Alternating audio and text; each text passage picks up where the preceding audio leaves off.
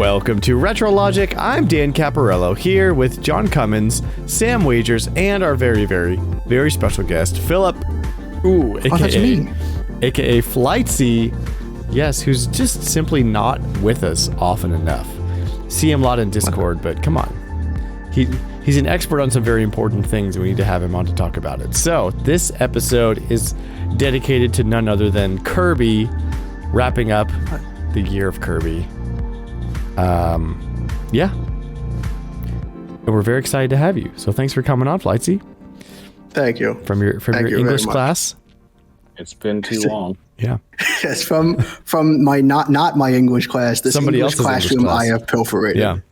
But RetroLogic isn't just a podcast, it's a community of retro gamers. We've got active, friendly, and free Discord. We've got giveaways, contests, and you can dive into our family of retro podcasts like the RetroGroove, a music history podcast, and On Topic Retro, a podcast dedicated to one video game per episode, hosted by our very own John Cummins. And you can find all of it over at our website, which is retrologic.games. Now, speaking of John Cummins, he is running a little bit late. Actually, we ran early is what actually happened. And he said he couldn't make it early. And I said, well, we're starting it without you. And he said, well, I'm going to come in anyway. And then we made up. And so now everything's fine. But he's going to just show up randomly. And we cannot wait for that to happen. So when we least expect it. Yes. As soon as you forget I said this, he's going to pop in. You're going to be like, whoa, what's going on? Who's this voice? And forget that he existed. But why don't we talk a little bit about what we did this week? Tell me one thing that happened this week, gaming, non-gaming, whatever, and we're going to let Philip go first. What happened this week, Philip? Approximately, no, that was less. All right, so this week I played Super Punch-Out because there's a Retro Rewind episode recording in 2 days on Wednesday. So... And I gotta say, I played the first Punch-Out around when NSO was first coming out because my friend in the Discord, Galaxy Wolf, recommended to me. And after playing these two games and realizing that that's like 2/3 of the Punch-Out franchise, I can say I do enjoy the Punch-Out franchise. Okay. Yeah, have you played the Wii game? No, I have not played the Wii version because the reason I played the first two is just because they're on NSO. But I beat the major circuit like yesterday. Nice. 4-0. Awesome. Cool. Yeah. What about you, Sam? Well, yeah, I'm on the road this week for work and it's a 2-weeker. So I was here for the weekend in California. So not only are we recording early, I am 3 hours away time zone wise. So it's weird. Yeah, normally that's got to be like weird. 10:30 when we're doing this, and it's 6:30 now. I actually have like. Where are you? Because I have like family in California. Southern Valencia is where we're staying right now. My family's around Davis, which is near San Francisco. I don't know geography very well, so I don't know how close this is. That's like central. Yeah, I mean there's LA and there's Bay stuff. So Bay Area, San Francisco, San Jose is kind of its own world. I mean, the traffic's so insane around here that you might as well give up if you have to go anywhere, really. So, there's that. I did go to a store in San Fernando over the weekend at one point called Game Tower. It was really cool. They had a really good selection for as small as their space was. Seemed just like very curated. They had a lot of JRPGs.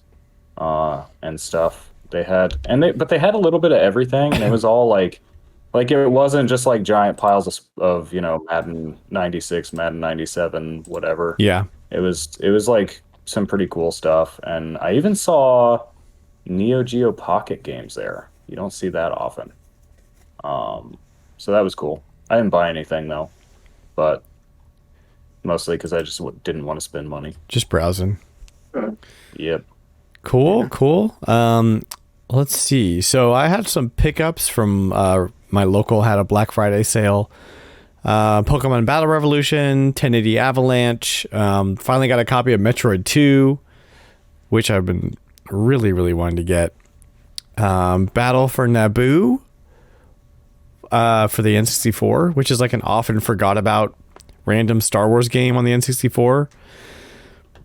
And then Eric Plunk sold me his copy of Star Wars Rebel Strike for the GameCube, along with the bonus demo disc, which has a couple of the classic Atari arcade games on them. So looking forward to testing those out soon. Pretty cool. And that's about it. Not much going on in my world. We are going to do something a little bit different since John's not here yet. We're going to switch things up. So where we would normally be jumping into our Prices Retro right now, we're going to jump into our show topics. And we'll start our show topics, and we'll get as far as we can. Hopefully John will jump in and he can say his part.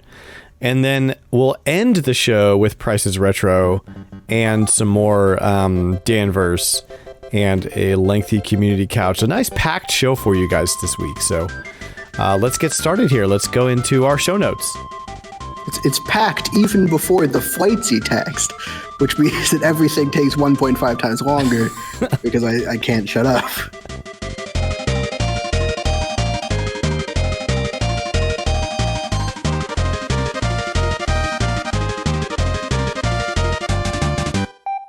Okay, so our topic this week, in case you weren't paying attention earlier, is Kirby and his 30th anniversary year, which we are celebrating in 2022, is coming to a close. And we had a lot of happenings this year, Philip. And I think your topic, if you can correct me if I'm wrong, is that you're going to go over sort of the events and games that took place on Kirby's 5-ish anniversaries, like every 5 years or so.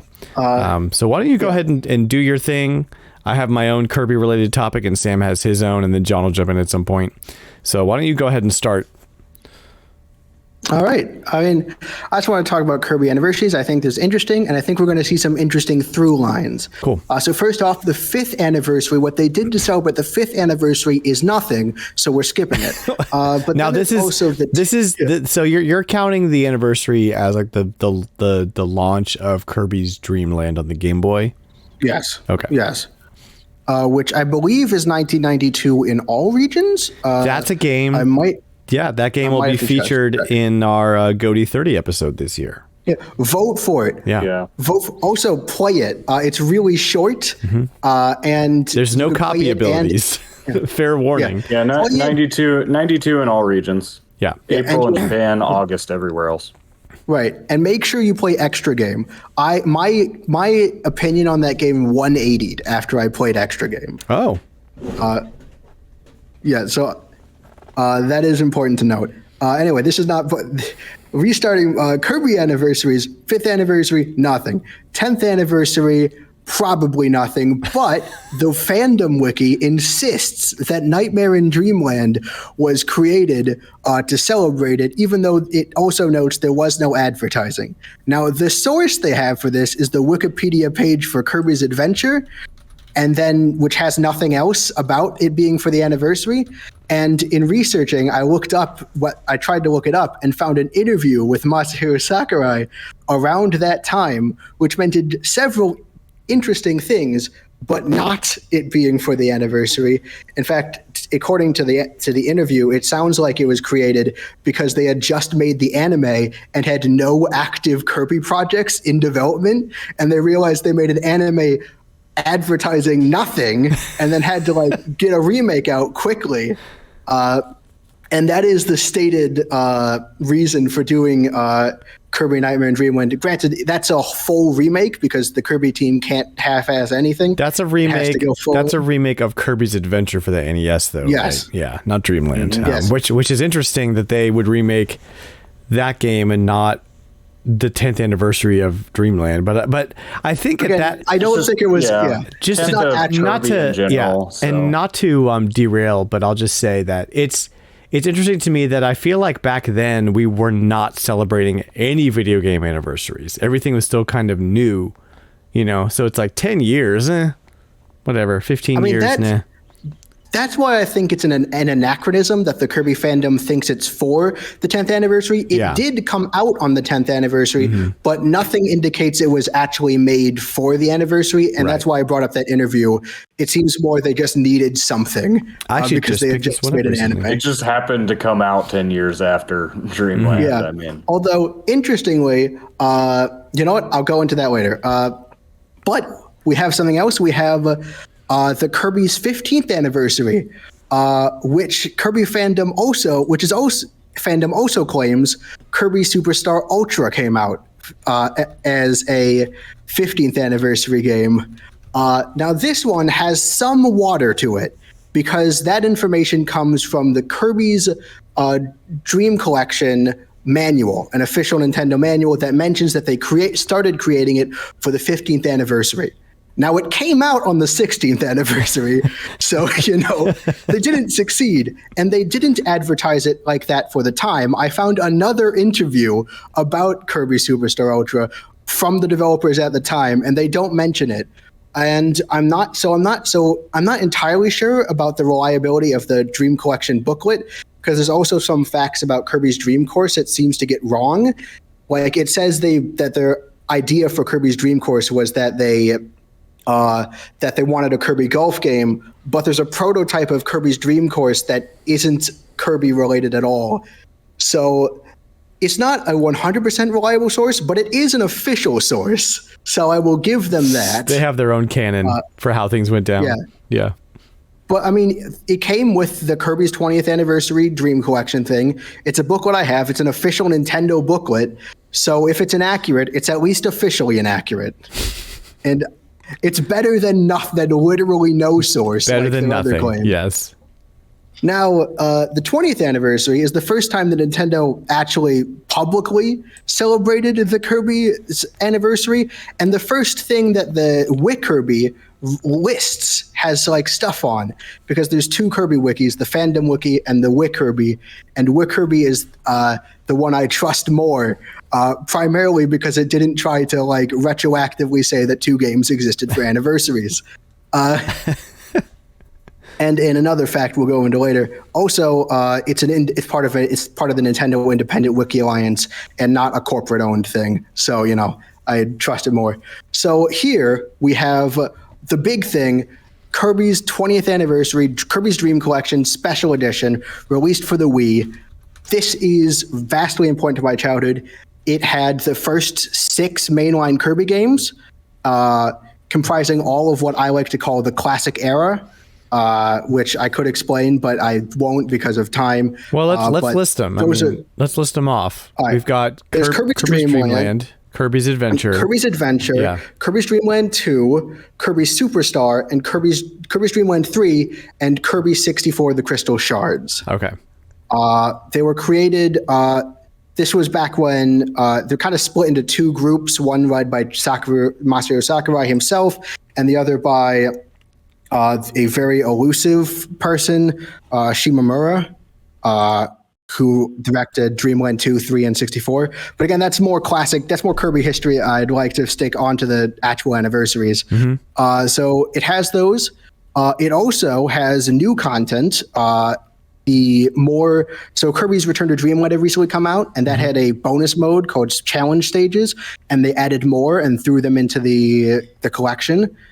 You can also look through Kirby's history, and you can watch like old you can watch a gameplay footage and there's like a 3D model of the box art of every Kirby game. Oh, cool. You can look at. Yeah. You know what's so crazy to me? Because around this time there was also the Mario Brothers 25th anniversary thing. Oh, I was going to mention which is such so lackluster in comparison. You're not going to believe this. Because it's basically the exact same thing, but it has a bunch of other stuff. It isn't just a port of Super Mario All-Stars. There's no Game Boy games, and there's no like 3D model. It's just kind of like, yeah. The booklet that comes with the Kirby's anniversary is longer, but like a good amount of pages. And the soundtrack CD for the Mario anniversary has 10 songs and 10 sound effects. You know, Whereas Kirby, I just love listening to that sound effect. Yeah, the Kirby soundtrack has like 40 songs on it, 3 of which are like original compositions for the soundtrack. Oh booklet. wow! It's just this like hilarious like one-upment. I don't know if it's like on purpose, but it's just hilarious to me that it just manages to be better in every way. There was also an encyclopedia book released exclusively in Japan, but we didn't get that, so I can't talk about it. It doesn't exist in America. Well, come on, guys, let's get on it. Come on, Nintendo. Yeah, the 25th anniversary is interesting because nothing big happened for the 25th anniversary, but a bunch of small things happened. Okay, like the Kirby JP Twitter account and the Kirby Portal website, both of which still run to this day, were first created for the 20th anniversary and then adapted to general use. They also did an anniversary orchestra concert, which you saw earlier in the year. Select pieces of it were re-uploaded for a short amount of time in this weird limited release thing of something that already happened, which is weird. But yeah, there's an anniversary concert. Three little games were announced as for the anniversary. That's Team Kirby Clash Deluxe, Kirby's Bullet Blast, and Kirby Battle Royale.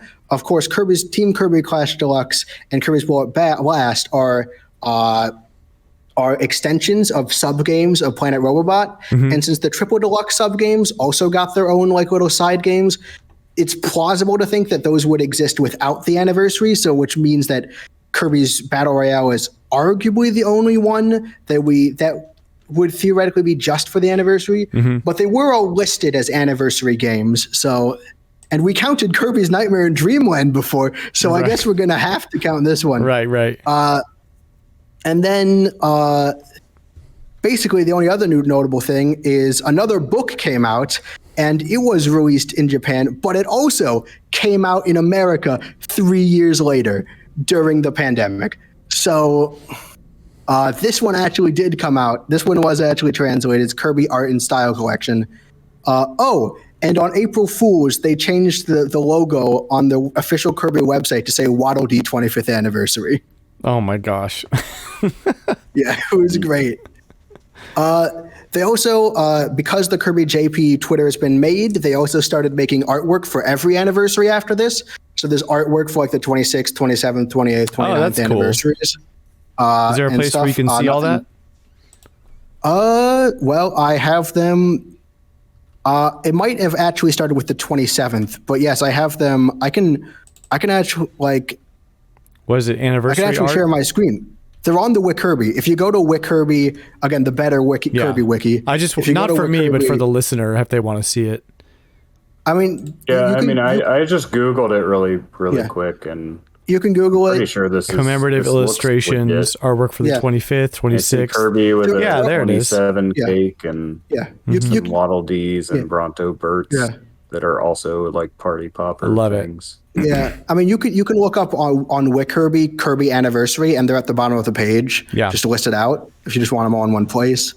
But now, of course, that brings us to this anniversary, the 30th anniversary. Mm-hmm. There was a little mini site, which was fun. There were some secrets on that one, and actually, my lock screen wallpaper was a secret wallpaper you could find by poking around their anniversary site, which has all the HAL rooms on it, which were secret rooms that were hidden in Kirby games.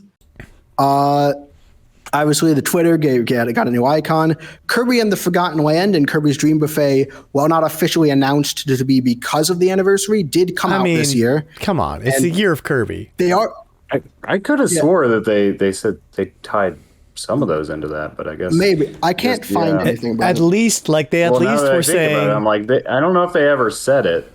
Yeah. No, I remember somebody saying we're continuing the year of Kirby with this, and that's I thought when they announced Dream Buffet in a direct, they said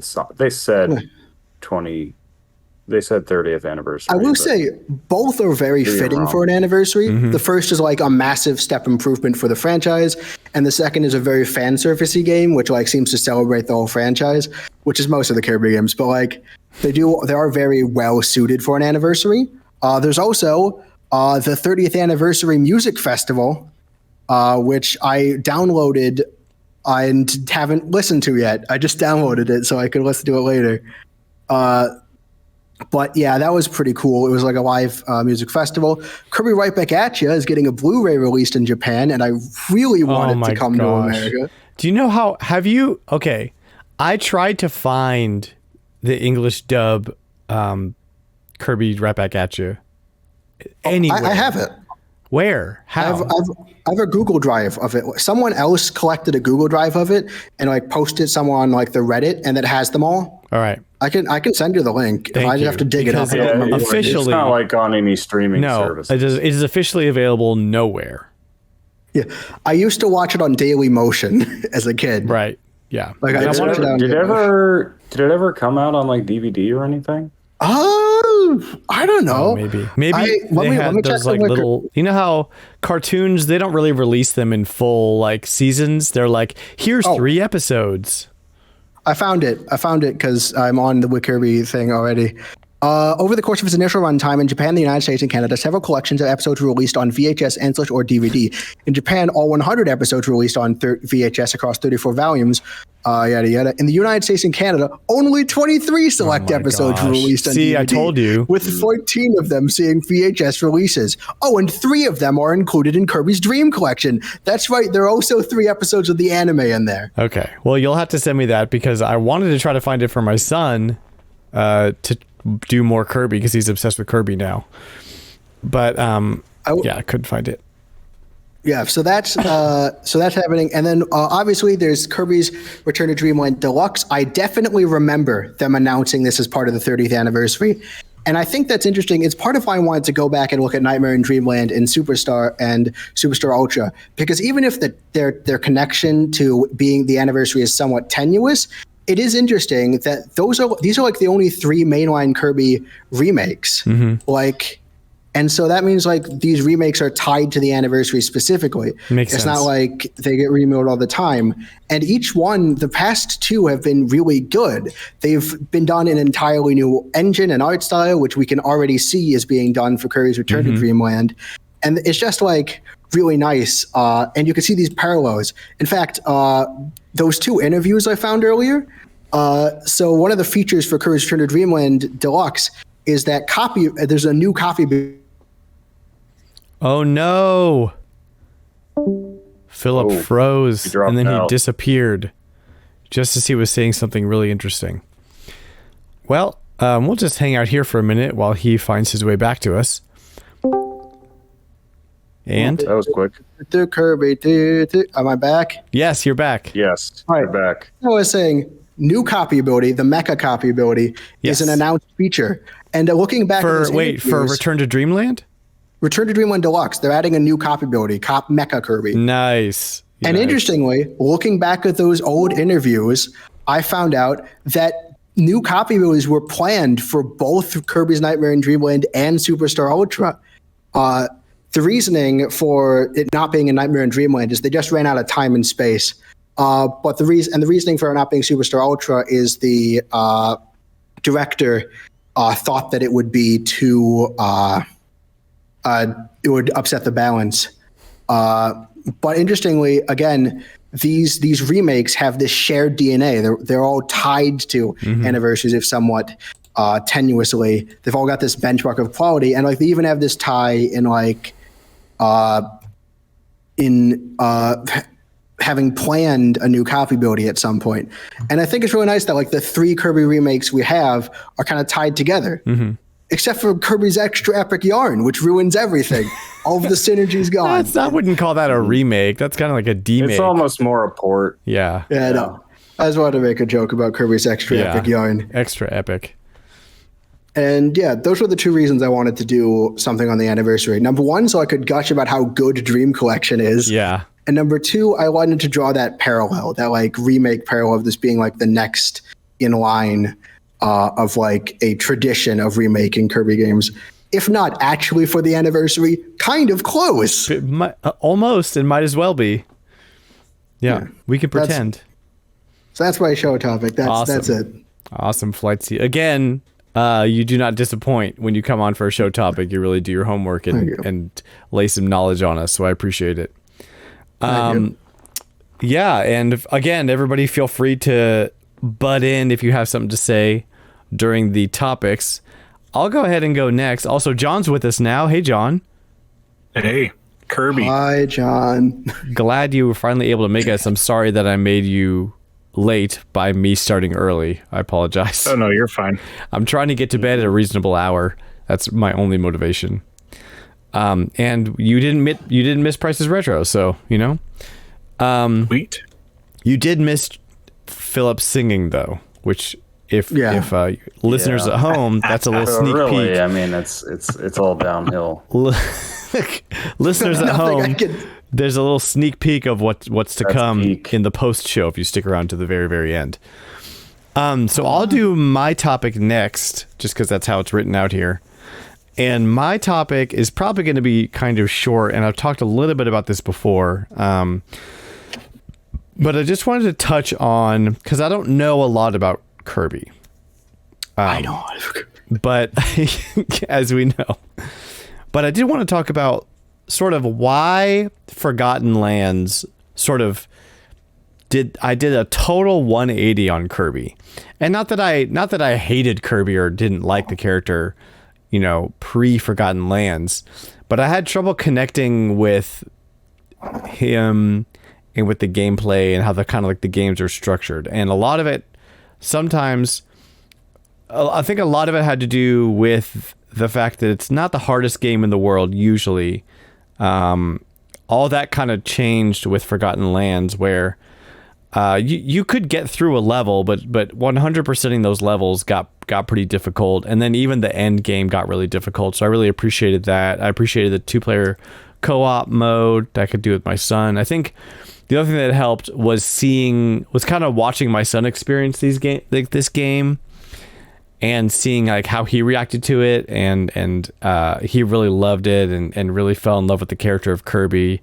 We got him one of those giant Mochi Mochi plush of Kirby for his birthday. Goodness. Yeah, and that's his pillow now. That's what he sleeps on. So my history with Kirby is kind of like on again, off again. I really loved Kirby's Adventure for the NES.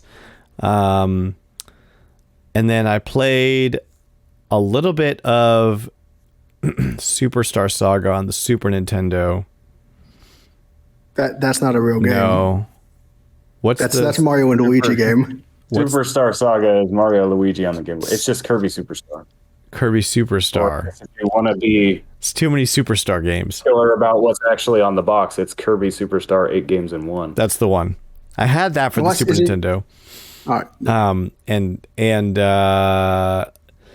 Yeah, I would say that I was in general a fan of Kirby, but just kind of didn't really connect with a lot of the games. I just didn't grow up with it, so it was like I liked that. I liked it because it was Nintendo and it was accessible, but it wasn't I wouldn't say it was one of my top franchises or anything like that. I also foolishly skipped Robobot, which is a huge mistake because playing it recently, I'm just like, oh my gosh, why did I skip this? It's like probably one of the best platformers on 3DS. I will say this probably gets into the. Did you play Star Allies? I know. Actually, I know you. No, I didn't play. Yeah. No. That's interesting. I have I won't go into my Star Allies rant then. I thought I would be relevant. Never mind. Okay. No, I think that was one of those things where it's very multiplayer focused, right? Yeah, Star Allies. Mm-hmm. I think Star Allies. I have beef with Star Allies a little bit. Mostly because it has problems that are kind of exacerbations of problems that are found in the rest of the franchise, but it's hard to tell. Like, the problem is it's a really bad litmus test for whether or not you like Kirby, because it exacerbates a lot of problems a lot. Mm-hmm. So it's hard to tell whether or not it's so when they make a complaint, it's hard to tell whether or not the complaint would apply to other games or if it's just because Star Allies particularly leaned into it. I guess the flip side of that is if you like Star Allies, then you'll love Robobot. And That is true, but I've seen the opposite happen more. It's like that, but better. That is true. I will say though, the problem is since it was the first Kirby game on Switch, everyone used it as a litmus test for whether or not they like Kirby. Kind of. I mean, I like Robobot better than Star Allies. So yeah, almost everyone does. I even like Star Allies, but it is a step down from the several games before it. That's very simplified.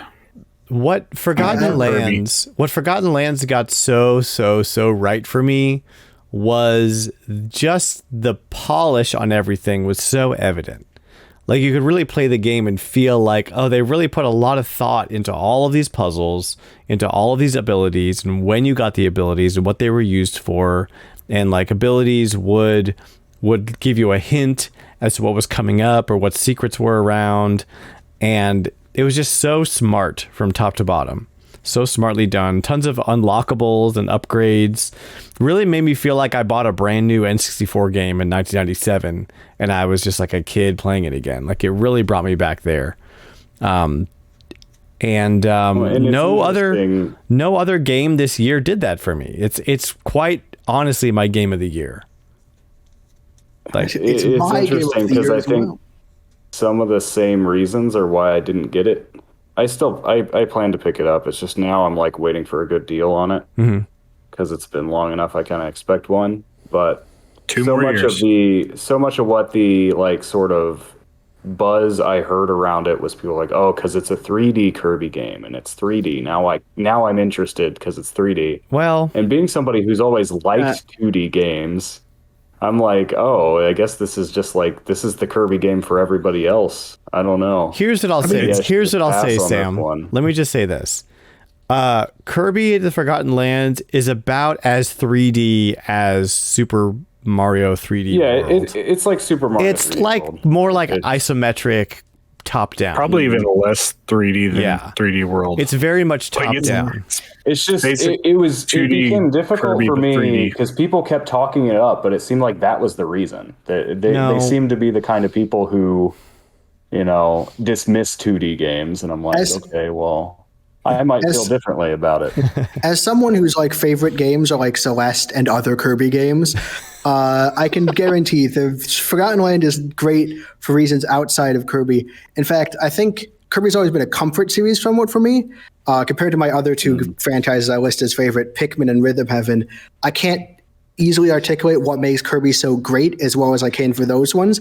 But when I played Forgotten Land, I could suddenly articulate, it felt like an actually, like, a game I could say, this is actually amazing. And I don't have to worry about nostalgia flooding it at all. It's like, I like it better than Mario Odyssey. Yeah. And and I even had like a video planned on that, but I scrapped it because, I think that it's not a hard game until the very, very end. It's not a hard game, but it's like a smart game where it like makes you feel smart as you're sitting there and solving puzzles and getting through stuff. And it really does a great job of presenting you with all the information and giving you the powers and saying like, okay, here's what's available to you. Like it teaches you things. It's Nintendo. Like Nintendo's always been really good at like teaching you things, and then you use those tools to accomplish everything throughout the level. And then you might never see that thing again. It's just they taught it to you for that one level, and then it's done. And then the next level is some brand new thing. And Kirby's and Forgotten Lands does that a lot. You'll see things 1-2 times. You're like, that was super fun, and never see it again. But it's not a bad thing. It's like it keeps being fresh, and I always just wanted to play more and more and more of it. And it was so good that it got me to overpay for Robobot and go back and buy Nightmare in Dreamland and all the Game Boy games. Overpaying for Robobot.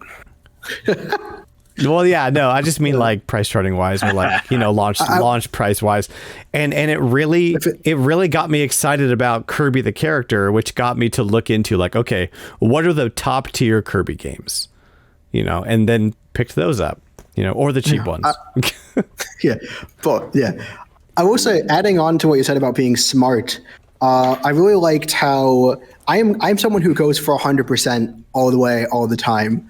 I was looking for every single Waddle Dee the first time through levels, and two things happened which I think are marked as a good game. Number one, I missed some, and number two, whenever I went back and found them, I never got mad at the game for having missed them. Right, you were mad at yourself. Always my fault. Yeah, like, oh, I'm an idiot. Why didn't I go over there? Yeah, that is the perfect balance. So someone actively looking can miss your secrets, but they won't blame the game afterwards. Mm-hmm. The post game is also you just jumped down a hole that looks like you would die to find them. Right. No, that never happened. There's clues all over the place. Also, the post game is just genius. Like, I'm not going to spoil any of it, but it really just I'll spoil it. The post game is a very, very clever and super fun remix of what you did. That's about as far as I'll go without spoiling things, but it's so worth playing the whole game for. But yeah, I think at the end of the day, the things that really turned my mind around about Kirby is the fact that, I got to kind of see it through my son's eyes. The insane level of detail and quality in Forgotten Lands, and how it made me feel like I was a kid playing an N64 game in 97 again. Just like excited about all the collectibles and power-ups and wanting to like find everything. And games these days don't usually do that for me. Usually I'm trying to get through it to get to the next thing, but I wanted to spend time in this world. So that got me excited. And so I think I'm going to end my time there with that. Yeah, what's up? Can I end with a question? Are you going to get Kirby's Return to Dreamland Deluxe? Yeah, I am. Yep. It's good because that is a formative game. That's the game that got me into Kirby, and a lot of. And I'm very excited to see what you'll think of it. I'm getting it, and I already own Kirby's Nightmare in Dreamland, I already own it on Wii, so it's like I'm gonna double dip. Right. I'm all about Kirby. Yeah, Nightmare in Dreamland is the GBA remake of Adventure. I have Return that one to Dreamland too. There's too many names. I got to get them all down. But yeah, I'm definitely. I'm sure this will be very informative when you do the spot the fake and spot the real later. Just try and get those all straight in your head. That's such a good idea. Awesome. All right. Kirby's Super Deluxe Mega. Kirby's Ultra Dream. Kirby's Star Buffet. All right, Sam. None of those were real. Sam, you're up. All right, John, do you have a topic? Kind of a good. No, I'm just going to hang out with your guys. All right, yeah, cool. You can piggyback if you need to. Not contributing, writing this stuff. Playing with your son, right? And so that's actually my topic was co-op in Kirby games. And specifically that Kirby was really like the premier co-op. I mean, you think about Kirby Superstar, and if you follow Sakurai's YouTube channel, he talks a lot about the design goals of Superstar and co-op being the big thing coming off of Kirby's Adventure. Like, can we do 2 players now? And the sort of decisions that led him to this, having the second player not be the star, because Kirby's the star, but they play as a buddy, right? You can, kind of get a copy ability and then give it up to let the second player, you get beam power, and now you can give up that beam power, and second player gets to play as a Waddle Doo, right? And having that kind of be, it's just such a good balance compared to, because in platform games, it's always really difficult to like keep the characters together, and having them just snap to player one, having the camera just stay centered on player one, so you're not dragging each other along, but you're just kind of helping player one. Obviously, like, you would think, well, wouldn't player two feel like they're, not as important, particularly since you only get a game over when Kirby runs out of health. or falls down a pit. Player 2 just disappears, and then you can swallow another enemy and bring them back as someone different. But I at least remember when I was a kid and we rented Kirby Superstar all the time, I always wanted to be player 2 because number 1, I didn't have to worry about dying.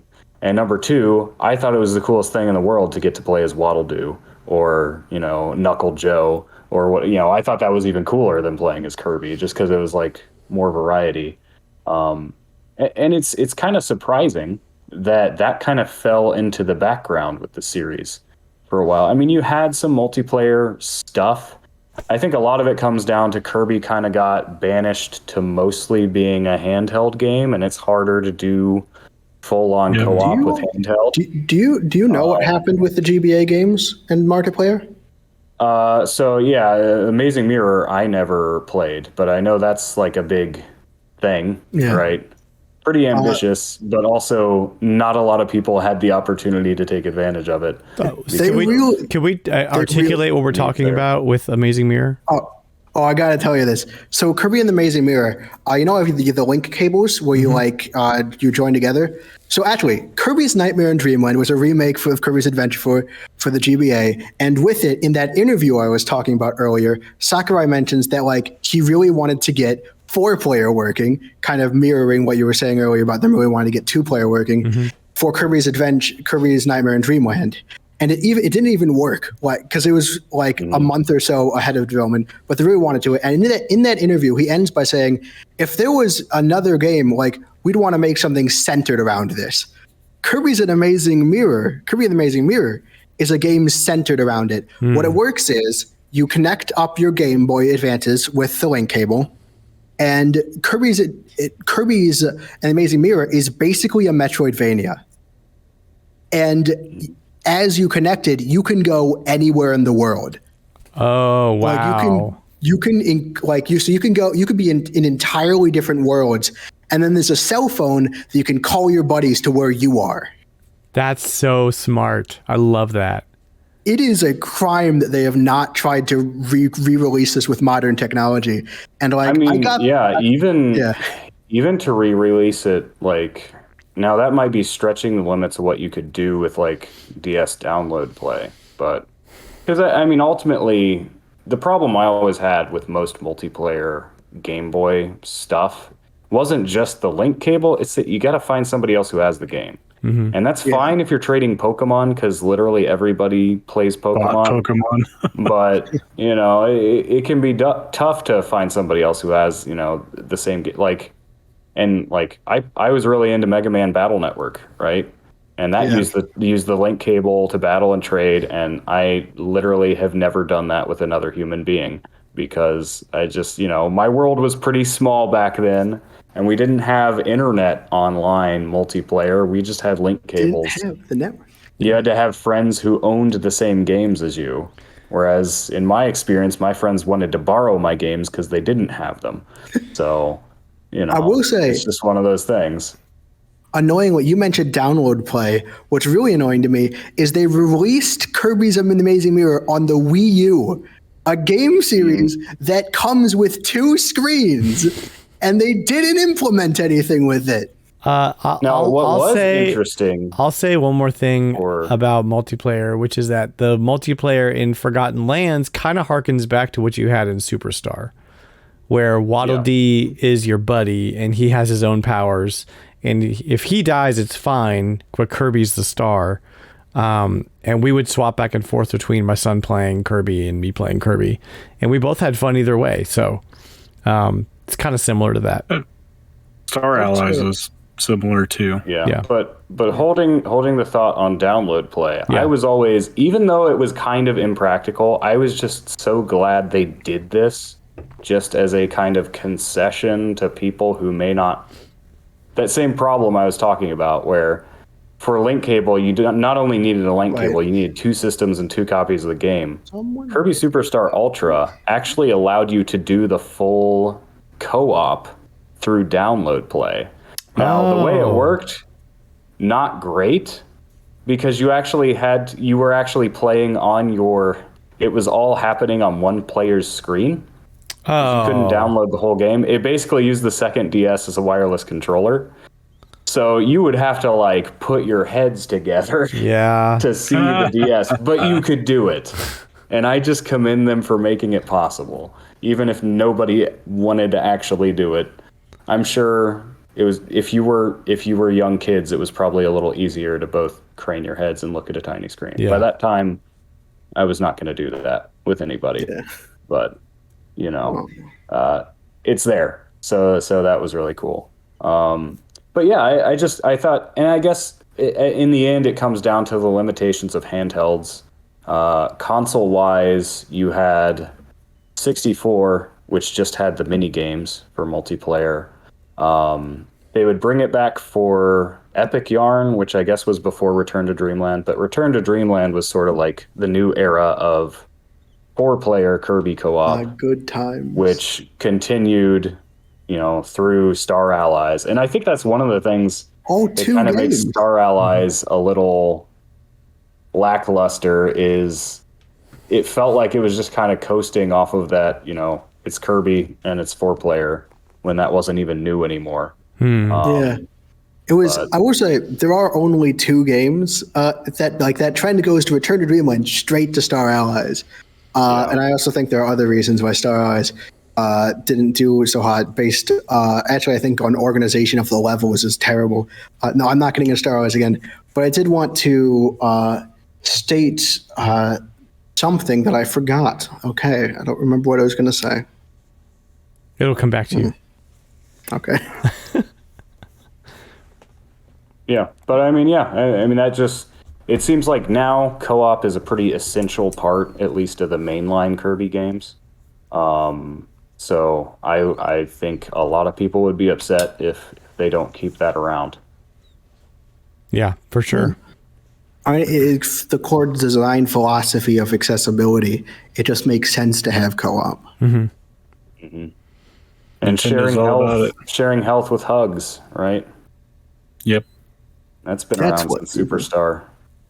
Yeah, it's similar to Dan. My kids and I played Star Allies together.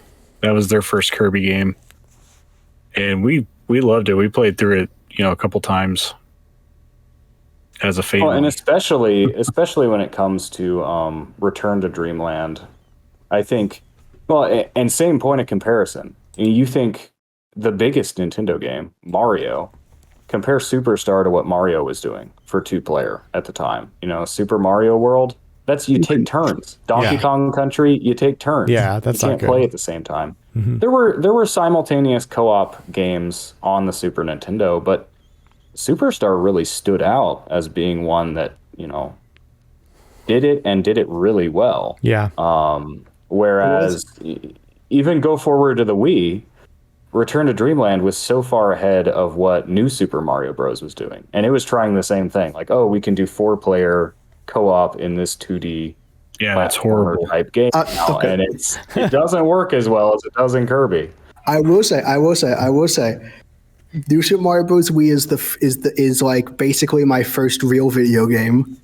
And I wouldn't be playing Kid Icarus without it. And I will mention, I absolutely adore the complete and utter chaos of New Super Mario Bros. Wii multiplayer. It creates a different kind of taste. Mm-hmm.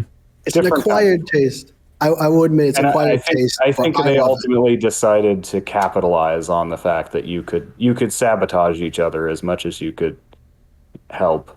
And Kirby is a much more relaxing experience.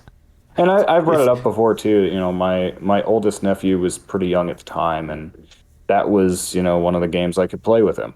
Was Kirby Return to Dreamland. So I will got a lot of mileage out of it for that reason. I will say it takes a lot of the tooth out of the main selling point of New Super Mario Bros. Wii being you can play 4 players when Kirby was doing that since Amazing Mirror basically.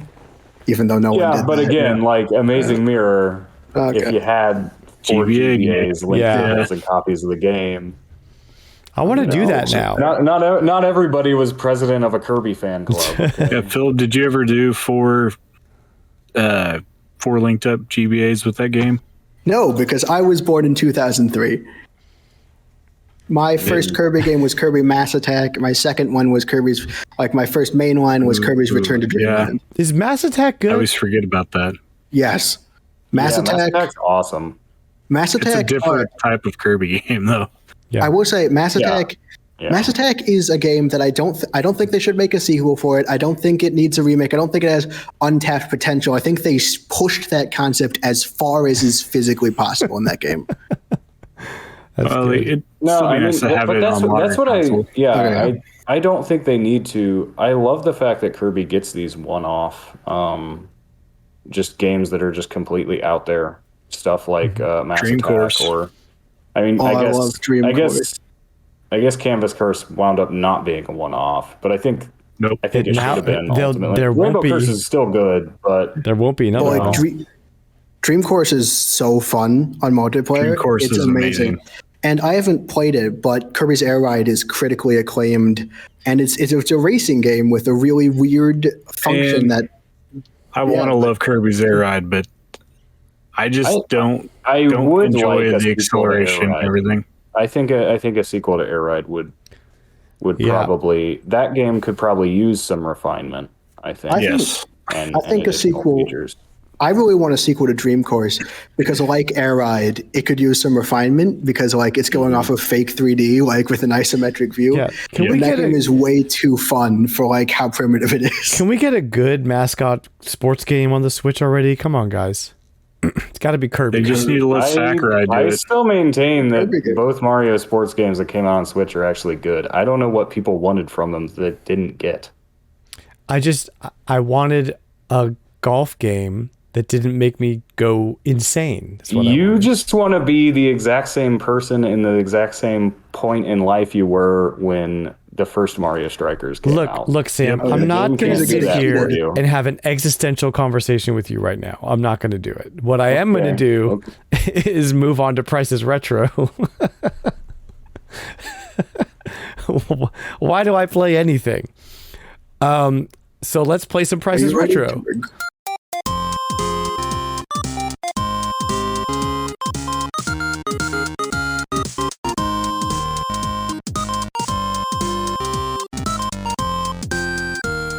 If this is your first time playing The Price is Retro, here's how we play. I'm going to list off 4 or 5 games. Everyone else has to guess how much the lot of games is worth in total. Whichever guess is closest to the actual value wins that round.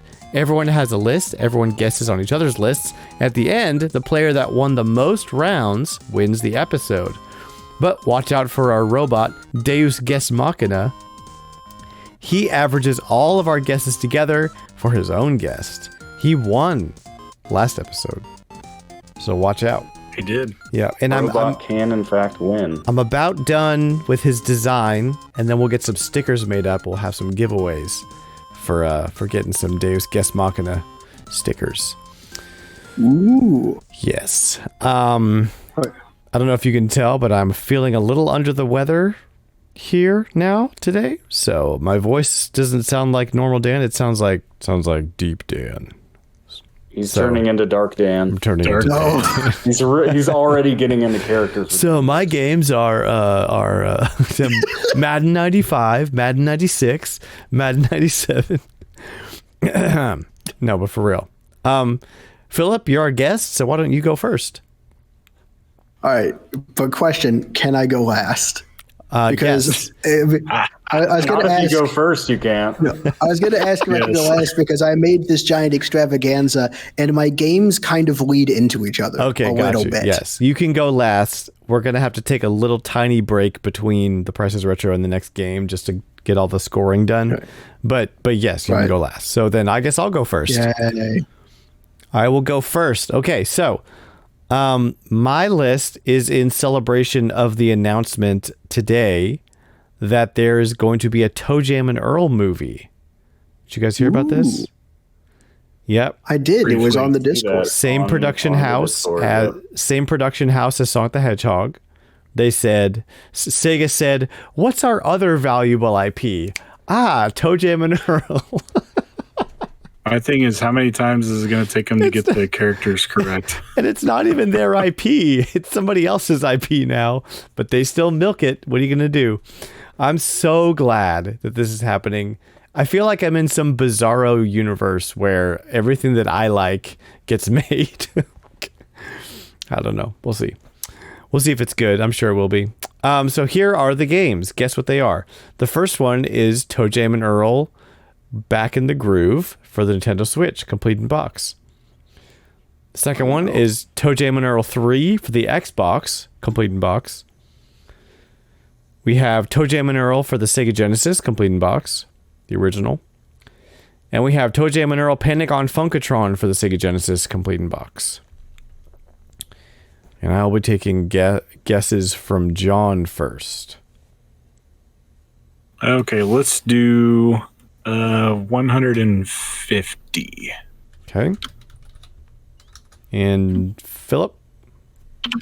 All right, so I added together totals that I thought made sense and then multiplied them by 1.5 because I don't trust myself, which gave me $435. Ew. And I'm going to add a 71 cents to be difficult. Okay. We can handle that. And Sam? Okay, I got 180. I'm starting to feel like this might have been a mistake. Yeah, I think the 0.15 kind of messed you up there.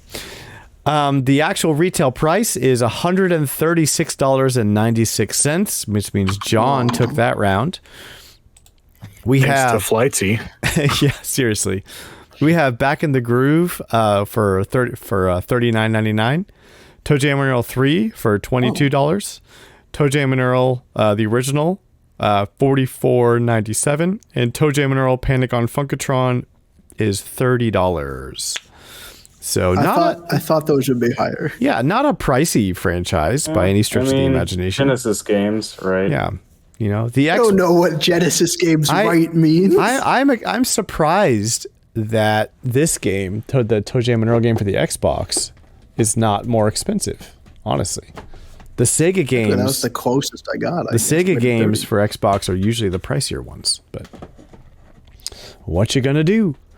Okay, so John took the first round, and we're gonna let John do his list now. Alrighty, so mine is gonna be Pokemon themed because of the recent Pokemon game coming out, and we haven't had a episode since. So yeah. Pokemon prices are very interesting to watch. Yeah. Yes. So these are all DS games, and they're all complete in box. I should multiply these ones by 1.5. Yeah, for real. Pokemon Conquest for the DS, complete in box. What? Yep. Wait. Pokemon Dash. Stop. Is this a real game? What? Can somebody verify this is a thing that exists? It is a crossover between Pokemon and Can I get a genre? Why don't you believe that that's a real game? If I hear Pokemon and then an adjective, I just assume it's real. It's kind of like you and Kirby, Dan. That's so true. Okay, what's the genre of this game? It's strategy. Times 300. Like a tactics RPG. Yeah, tactics. There's a Pokemon Tactics RPG?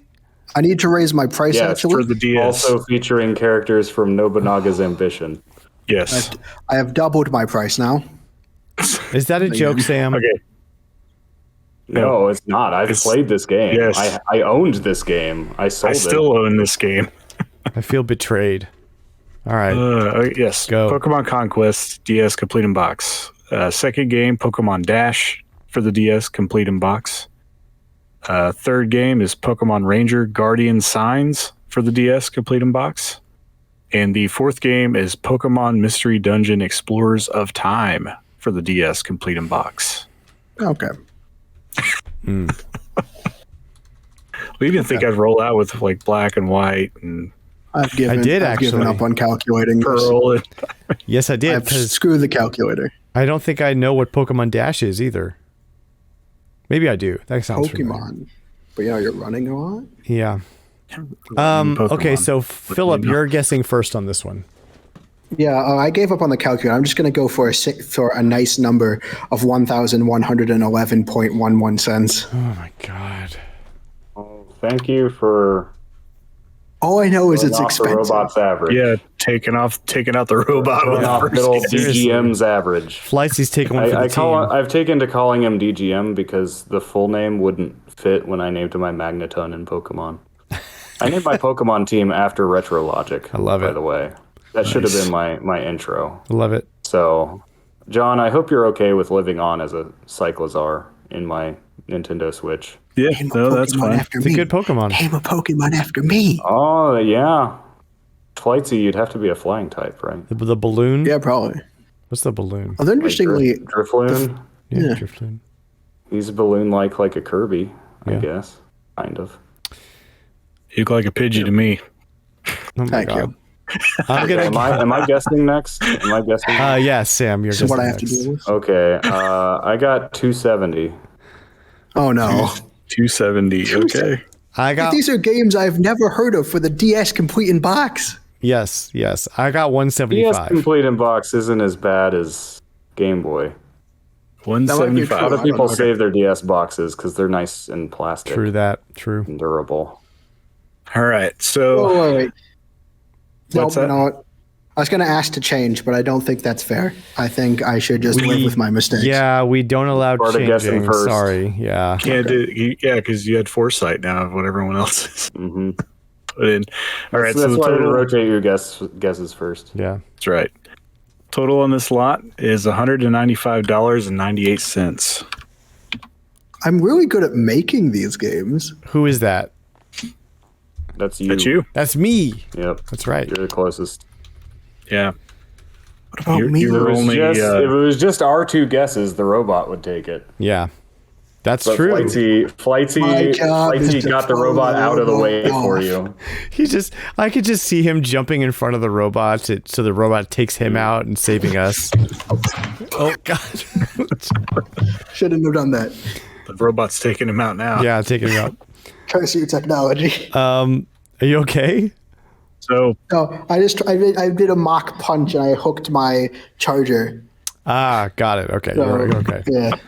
All right. So the rundown on these Pokemon Conquest Complete in Box for the DS is $86.40. Ooh. Pokemon Dash for the DS Complete in Box is $40.42. Pokemon Ranger Guardian Signs for the DS Complete in Box is $40.24. And Pokemon Mystery Dungeon Explorers of Time for the DS Complete in Box is $28.92. Okay. Pokemon Dash I've seen. I should have held fast. Pokemon 'Cause Conquest. I was like, is Pokemon Ranger like one of those that's just shot up recently? So I guessed high. Pokemon Guessed higher than Conquest my I have initial guess. never seen in my entire life. It's awesome. Hey Sam, do you want to guess on Sam? Do you want to make a list about Kirby games? Nope. My list. I know all of you are just gonna crush this one because it's got some PC games complete in box. on Oh, jeez. Sweet. Why? This is a callback to a couple episodes before. I talked a little bit during our icebreaker about Lucas Learning. So I've got all 4 games from Lucas Learning. That's the edutainment-based subsidiary of LucasArts that operated until the early 2000s. All right. I think. So people got too smart. Star Wars Pit Droids for the PC, complete in box. Star Wars Super Bombad Racing for the PlayStation 2, complete in box. Star Wars Droid Works for the PC, complete in box. And Star Wars Episode 1, The Gungan Frontier for PC, complete in box. I might just become the robot for this round. Who guesses first for this I one? guess first, and I'm gonna say I thought you guessed first on the other one. no. I'll go first. I'm just gonna go 40 No, bucks. I'm going. You're fine. You went first for the first He's list. just that I did confident. the first He's just list. that confident. I said the first list, John. He was the first list. Yeah. Oh, no. Anyway, I'm not first. I already have a number. I'm not going to change it now. So whatever. $250. So, see, it didn't matter. We're way different. It might have mattered. Oh, that's great. I could have pulled a Flightsy and tried to change my answer. I didn't try. I retracted my attempt before I even made it. Your turn, Flightsy. Listen, before you say your number, right now you're allowed to change it. Okay? Once you say it, you're locked in. Okay. Okay. How expensive are they? Can I get a hint? No. How expensive are the games? How expensive are they?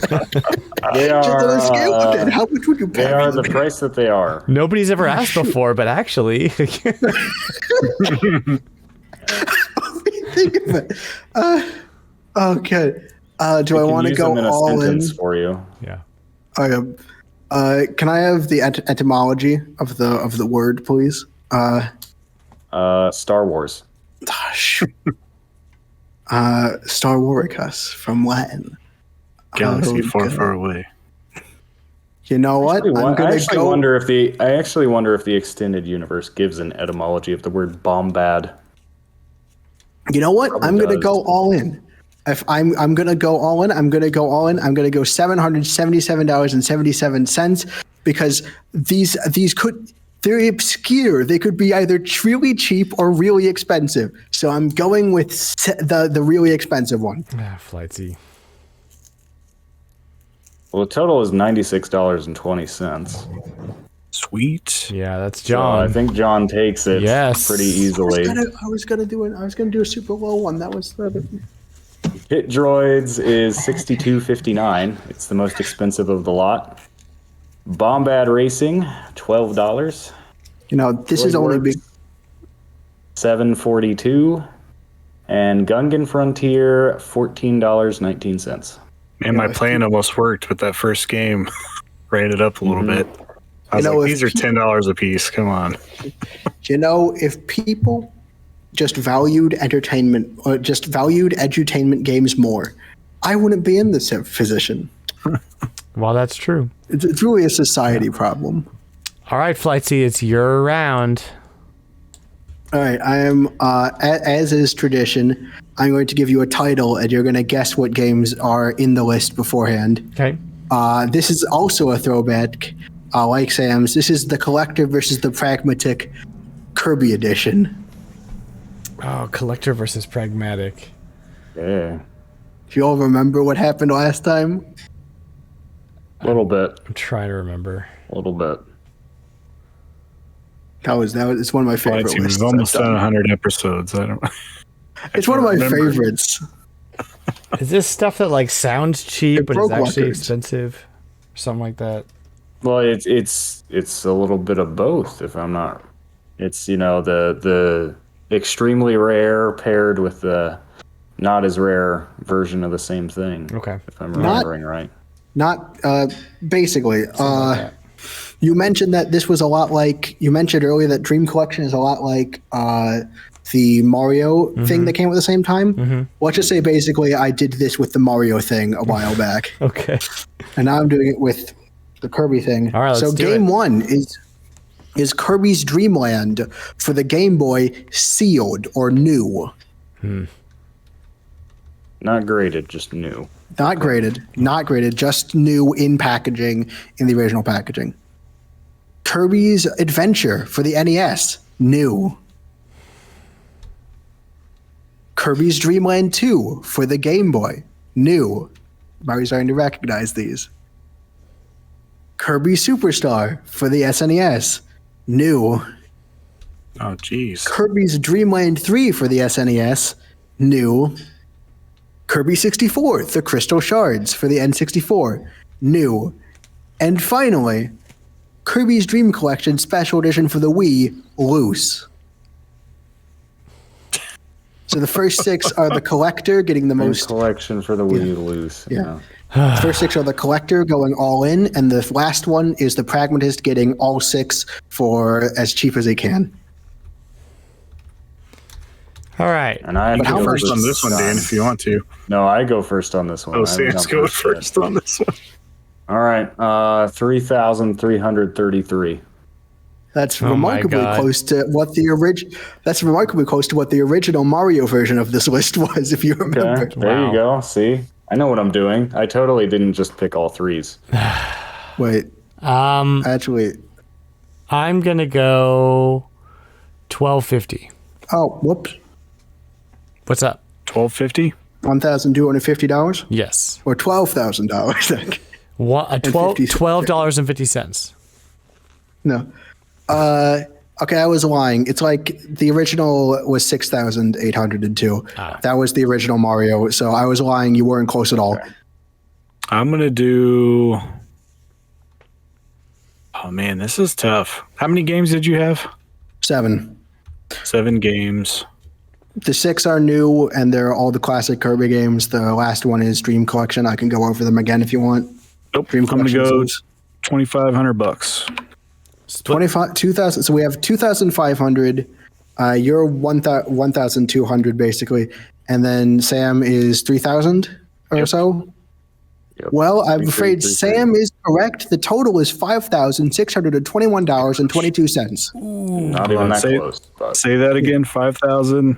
$5,621.22. Okay. I'd like to point out this is game 2 rounds. I'd like to point out this is chance less. To tie him. Yeah. I'd like to point out this is less money than the original Mario one, despite having more games. Yeah. So it wasn't as crazy. This is this is John's episode too. He won this episode. Yep. I did. For individual prices, Kirby's Dream Land is $883.96. Kirby's Adventure is a measly $349.77. Kirby's Dream Land 2 is $1,284.88. Kirby's Superstar is $601.90.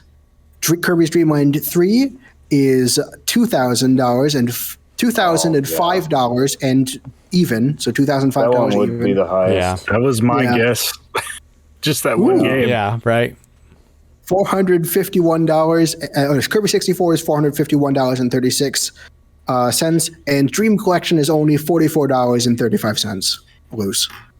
Yeah, Dreamland 3 kind of undersold, living in the shadow of Superstar. Yeah, but it's still a good game people want. So, all right, all right. So, Flightsy, you have some other games for us to play? Oh yes. All right, let's burn through these things, huh? Thank you for all of the enthusiasm. Let's burn through these things. Let's destroy them. Let's get this over with. I got places to be. Come on. Okay. So this first one is called Kirby Abroad, and it is my Kirby Spot the Fake. You might have been able to tell by the name, it's called Kirby's Abroad because these are not the English names of these games. Oh my gosh. Well, they are English. They're just not the American versions. You translated of these games. Yeah, okay. So, game 1, Kirby Mouse Attack. Game 2, Touch, Kirby Super Rainbow. Game 3, Kaido no Kirby. Game 4, Kirby Power Paintbrush. Game 5, Kirby's Pinball. Game 6, Kirby Bowl. Game 7, Kirby's Ghost Trap. Game 8, Kirby's Superstar Stacker. And Game 9, Kirby's Gourmet Festival. Okay. We're spotting... You said Kirby Bowl or Kirby Ball? Kirby Bowl, B-O-W-L. We're spotting the fake one? Yes. Okay. I think that's the fake one. No, that sounds familiar to me. It's Kirby Bowl? Dream Course. I think it's Dream Course. Kirby Bowl. I can't fathom what Kirby Mouse might be. It'd be Squeak Squad. Yeah, Mass Attack. Even though it sounds like Mass Attack. Yeah, but there's nothing about... It's an English title. I think Mouse. I'm going to go Mouse for this one. We're all probably going to have different answers. Could you run down the list real quick again? Of course. I will run down this list as many times as you want. Kirby Mouse Attack. Touch, Kirby Super Rainbow. Kaido no Kirby. Kirby Power Paintbrush. Kirby's Pinball. Kirby Bowl. Kirby's Ghost Trap. Kirby's Superstar Stacker. and Kirby's Gourmet Festival. I think it's Gourmet Festival. All right. I'm going mouse attack. But mouse attack. Well, yeah. What game would be Gourmet Festival? I will say even the fake That's game what I'm is. thinking. I will say even the fake game is based on a game. Wouldn't Gourmet Festival be the new one, the multiplayer one? Dream Feast. Oh, yeah. Dream Buffet. Yeah. Could be. But it's not really a festival. I'm going Kirby Bowls still. All right.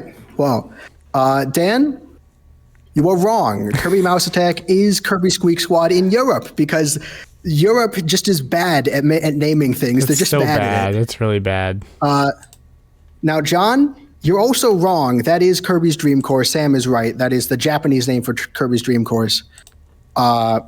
Sam, you're wrong. Dan was right this time. That was Dream Buffet. That is the Japanese name for Dream Buffet. Mm-hmm. Now, Kaido no Kirby is also real. No, I won't go through the list. The fake one is Kirby's Super Star Stacker. That is the planned name. That is. Oh no! Oh, we lost it. Oh, so is that the planned name of the Star Stacker English release of the Super Nintendo port of Star Stacker? Yeah. Because Kirby Star Stacker is a Game Boy game. Yes. I'm guessing Super Star Stacker is what would have been the English title if they had localized the Super Nintendo version, which came to NSO recently. Yeah. And then, just so you know what all the games were, Kirby Mouse Attack is Squeak Squad. Touch Kirby Super Rainbow is Kirby and the Rainbow Curse in Japan. Kaido no Kirby. So Hoshi no Kirby is the series and means Kirby of the Stars. That's what it's called in Japan. And Kaido means yarn, so it's Kirby of the Yarn. And that's Kirby's Epic Yarn. Kirby Power Paintbrush is Canvas Curse. Mm-hmm. And you're in Europe. In Japan, it's Touch Kirby. So like they have like a series so those two have like a consistent thing. So I had to use one from Europe and one from Japan to use the different ones. Mm-hmm. Kirby's Pinball is what we call Kirby's Pinball Land in Japan. In Japan, it's Kirby's Pinball.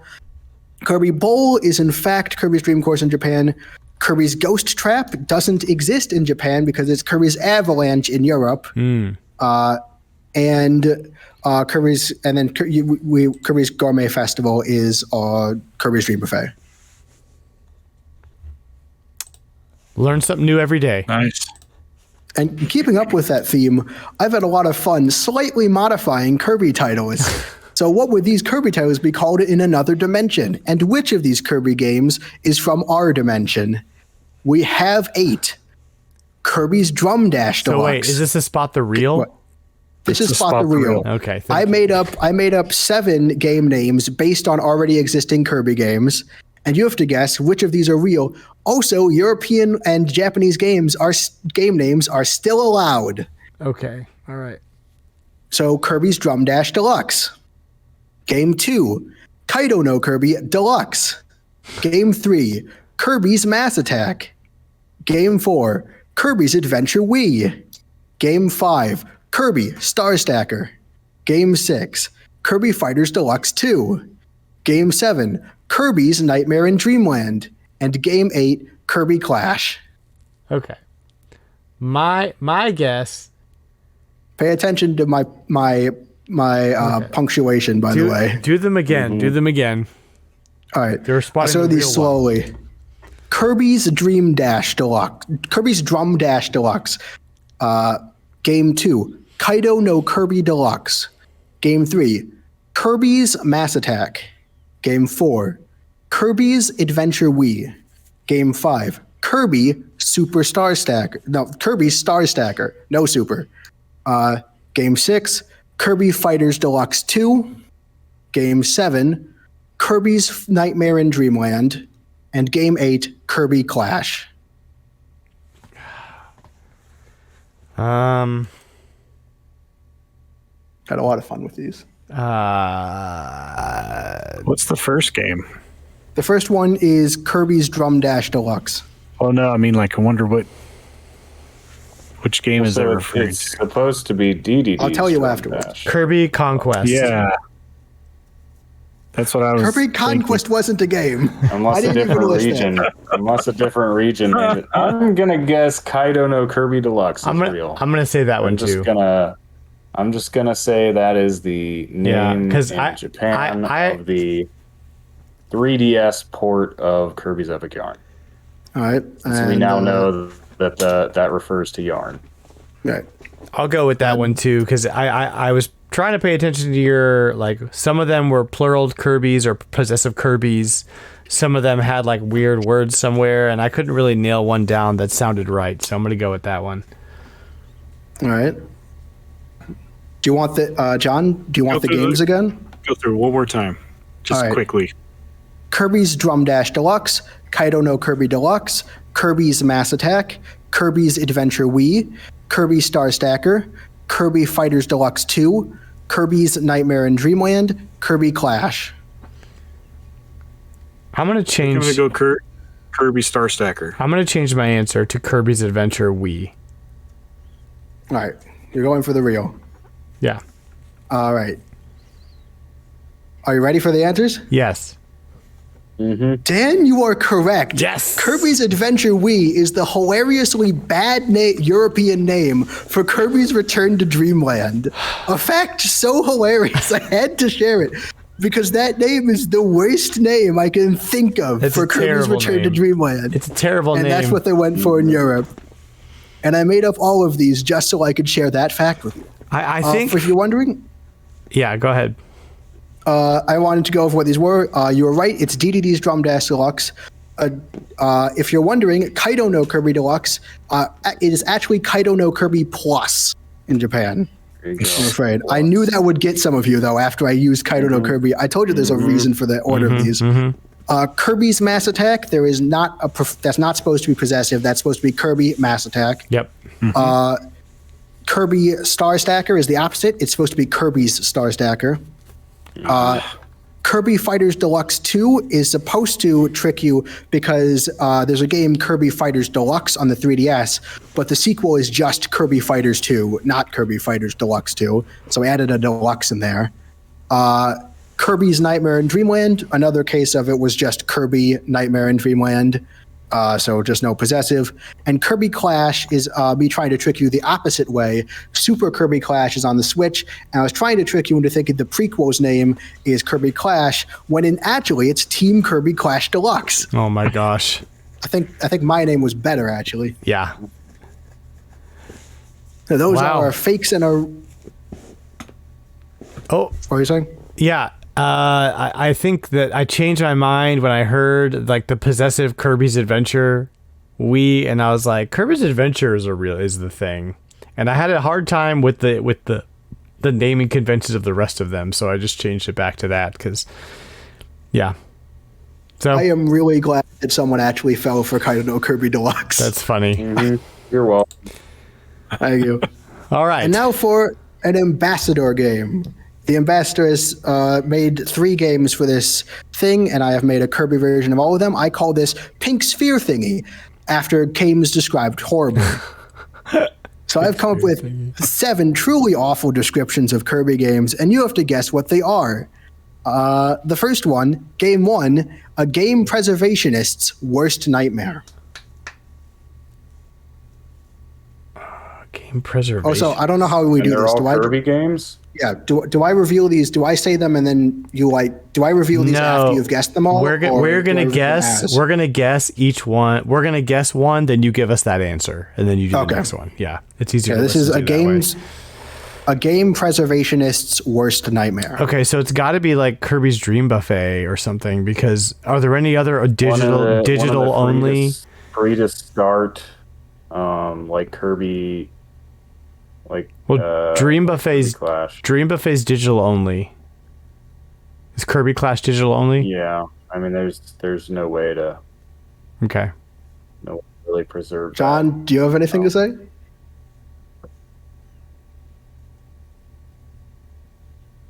Clash is free to play. Dreamland 3. Oh my gosh. No, you're all wrong. This is an actual game preservation's worst nightmare.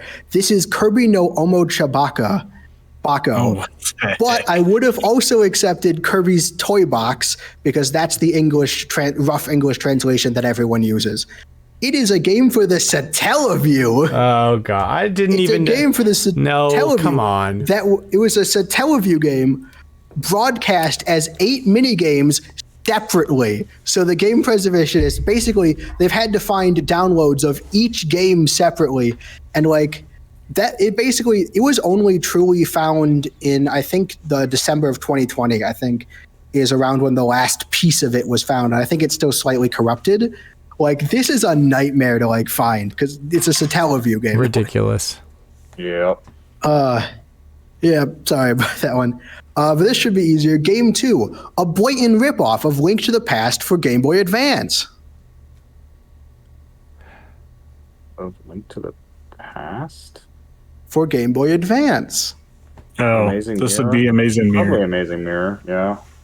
I don't know. You get, like, a Mirror World, Dark World thing going. Well, and it's also 4 players. Yeah, but that's 4 swords, not just a Link to The Game Boy version. So, the Game Boy version of Link to the Past had 4 swords.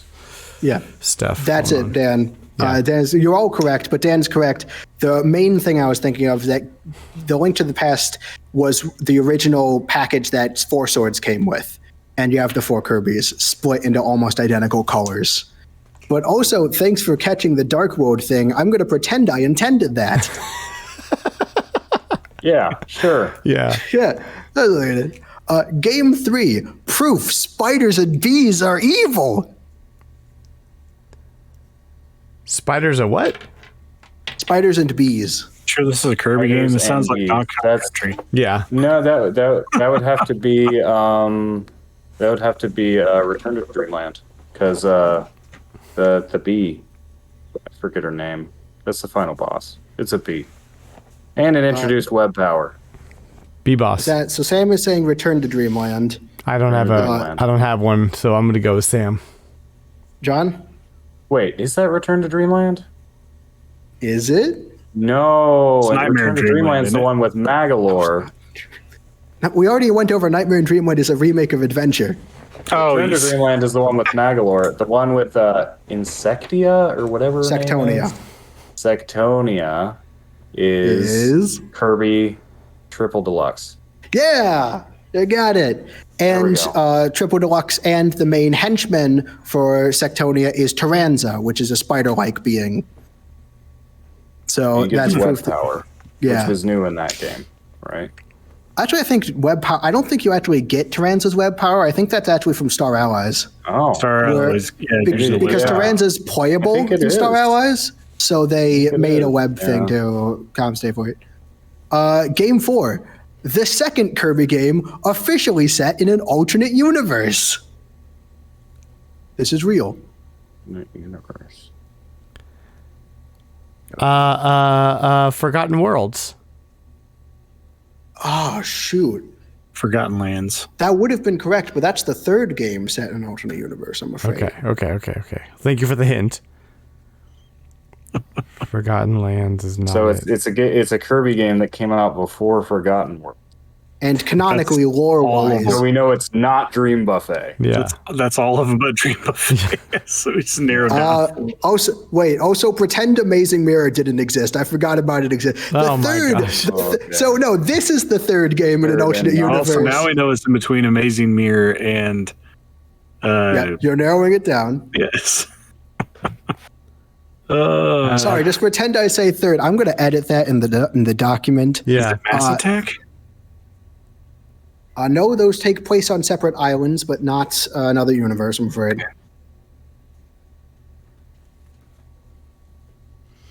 At least I think this is true. I was trying to verify it on Kirby. It's a bit vague. I have no idea. Superstar Deluxe, Superstar Ultra. I'm not that up on my. It's just a remake of officially. Superstar. Yeah, not officially. Kirby 64. Not officially. Do you want me to tell you the answer? 64 is my Yes, guess. go for it. Crystal Shard. I like this style better than actually making official guesses. You're just throwing things at me and I answer questions. Yep. That would be Kirby Super Kirby Clash. Officially, the two Kirby Clash games are set in an alternate universe, and I forgot about Amazing Mirror and Forgotten Land. But the 2 Kirby Clash games are set in an alternate universe where you're at the Dream Kingdom, and in Super Kirby Clash, you're fighting Parallel Nightmare. So yeah, those are canonically in an alternate universe. And so that's that one is. In Kirby's Return to Dreamland, you go to another dimension, but it's not the main focus, so it doesn't count. So yeah, Game 5, Super Smash Bros. For Nintendo 3DS. Super Kirby Clash or Kirby Fighters. Kirby Fighters. Super Kirby Fighters Deluxe. So many fake titles at me now. I doubt what any of them are called. All right, yeah, Kirby Fighters Deluxe. Kirby Fighters Deluxe. There we go. Game 6. Wait, DDD could just clone people? No. Clones people.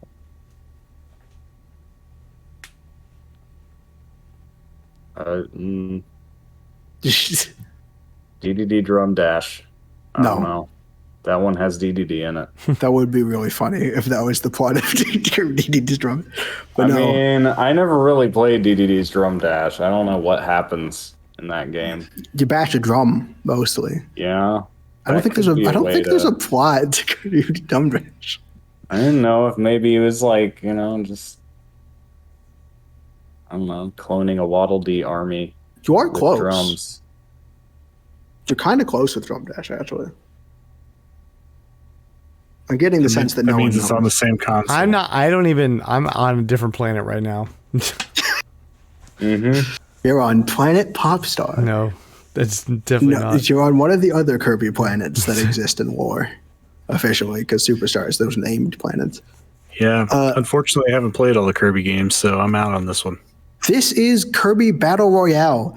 In Kirby Battle Royale, DDD just has a machine called the Kirby Maker that can just clone Kirby. Oh my gosh. I don't know what it's like. That's like why would DDD want to make more Kirbys? I mean, they're not actually. They're more Evil rivals than Kirbys? enemies. Yeah, they're a lot friendlier these days. Yeah. They're actually a lot friendlier, and that's basically like, from what I can tell, Battle Royale is like a party game, so they wanted to have an excuse to have the other Kirbys, even though there was no excuse in the past games. But Kirby Maker, they had to make it canon now. That's how the other ones existed too. Yeah, it just has a cloner. It just has it. And then finally, Game 7, My Little Kirby: Friendship is Magic.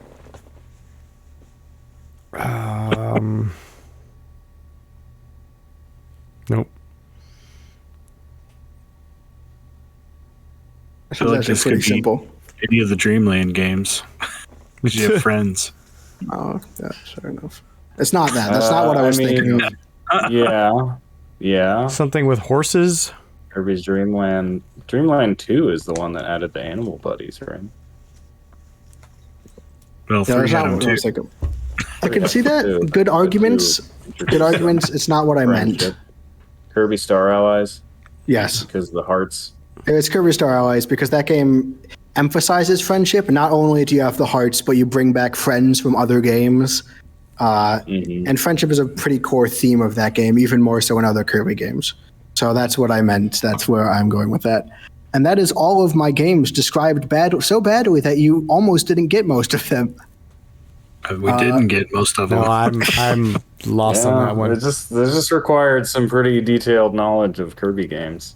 Mm-hmm. And are you ready for Kirby or Kibi, which is what I'm calling factor crap? Yeah, go for it. We have 9 facts. I'm sure you'll be glad to hear these. Kirby's Block Ball. Fact 1. Kirby's Block Ball is the last time Kabula had her original design and English spelling. I mean, what? Block Ball, really? Crap. I'm calling it crap. You're asking questions. Yes. You're asking questions that only you know the answer to. I'm sorry, this isn't that obscure to me. How about we play where we can Google the answer to these questions? No. You didn't let me Google the prices. You watched me flounder in Price of Retro as I guessed terrible guess after terrible guess. I mean, you're not going to back out now. All right. What kind of charlatan Googles things live on a podcast? I mean, come on. No, we frown upon that. No, never. I wouldn't. Not during trivia, at least. I'm gonna say true. I'm gonna say too. true. I'm gonna say true on this one. This one's true for sure. John? Crap with Sam. Dan is correct. It is true. Kabula next appeared in Superstar Ultra, and she had a new design and a new spelling. Yeah. I guess I just thought that was more well known because I'm a Kabula nut. After she gave me so much trouble in Dreamland, I knew all of these things. Yeah. Fact 2: Kirby's Tilt and Tumble is the only Kirby game with a canceled sequel. Oh, and you're technically supposed to say Kirby for false answers. Because it's Kirby or Kirby. Yeah, I'm gonna say Kirby too. Sam? Kirby. See, that was an easier one. Kirby's Dream Course also had a demo for it. Like, there was a 64 version that seems to have been in development. All right, fact 3. Kirby's Air Ride was the first Kirby game to exhibit the angry American Kirby phenomenon on the box art. I'm gonna say true. True. On Kirby. I'm saying true. The Kibis have it. I believe it's Squeak Squad, which is like the first. Although around the same era. Squeak Squad? Fact 4. Squeak Squad was before Air Ride? Yeah, Air Ride was 2003, the year I was born. I thought it was Nightmare in Dreamland. Isn't that before? No, I think you might be right. I actually didn't write down Squeak Squad what the is first one 06. was. I was reasonably confident because I'm pretty sure it's on. Because I was pretty sure it was on Nightmare in Dreamland. Because I had Nightmare in Dreamland. Squeak Squad is 06. And makes sense to the label on the. Really? Yeah. Oh yeah, it's a DS game. Oh yeah. Air Ride's a GameCube. But it wasn't the first. So not Squeak Squad, but Nightmare in Dreamland, I believe. Yeah, that was 02. Unless my source is wrong. Yeah. Wait, Kirby, American. I am looking at American box art. He has the eyebrows. But does the Japanese box art? Dreamland. I don't know if it's the first, but.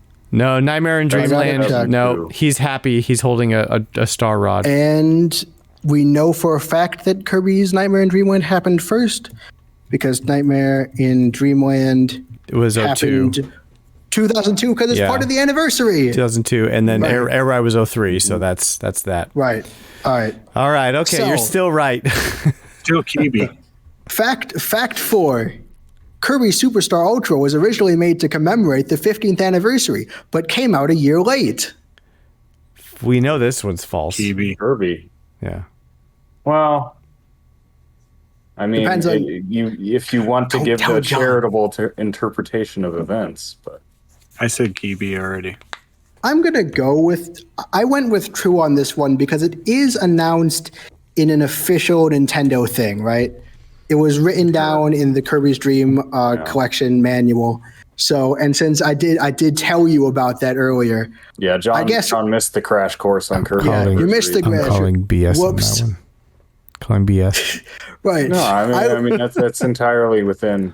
Yeah. I guess so. I mean, honestly, I'm kind of skeptical as well. This was a bad question, actually.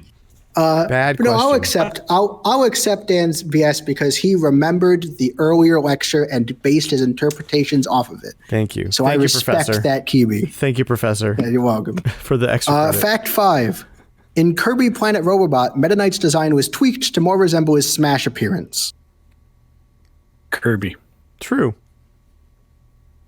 You're supposed to say Kirby, Dan. Kirby, of course. Sure, Kirby. All right. And the Kirbys have it. That is true. Mm-hmm. That appears to be true. It's just a random fact I looked up on Wikirby. I just played that game, and it looks... I believe that.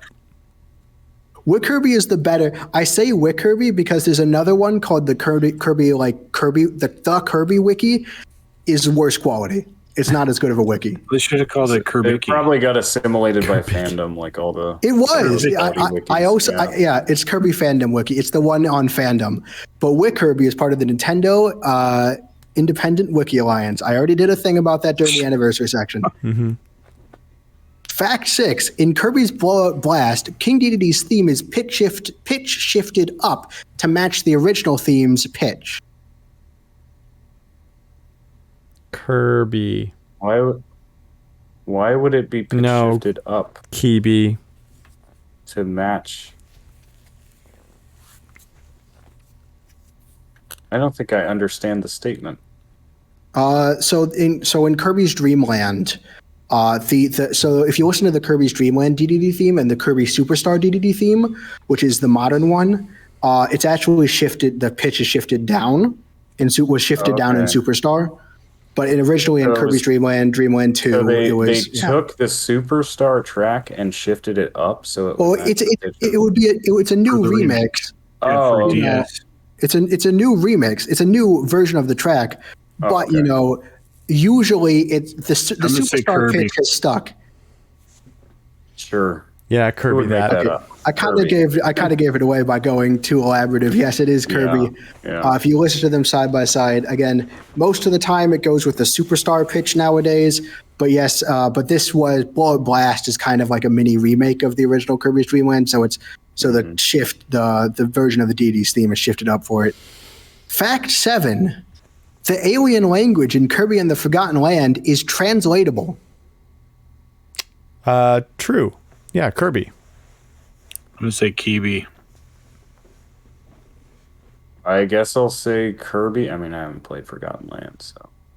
Is it just letters, or is there phonemes to it? You read it. If it's just letters, that's very easy to be translatable. Yeah. It could just be a cipher. It's not English. Yeah, it's symbols. It's just symbols? Then I'd say true. I'd say it's likely that there's something to it. That is correct. The Kirbys have it. It is true. It's a simple. It translates directly onto English, letter to letter. No fancy stuff. Just a symbol means a letter. I think I knew that Albed in Final Fantasy X. Yeah. Fact 8: at this point in the game, every single Kirby game listed on Kirby's Wikipedia, a series page, has now been represented either by a fact or a fake game name or real game name. False. I'm going to say Kibi. Oh, come on. It's true. At this point, dang. I have hit every single Kirby game.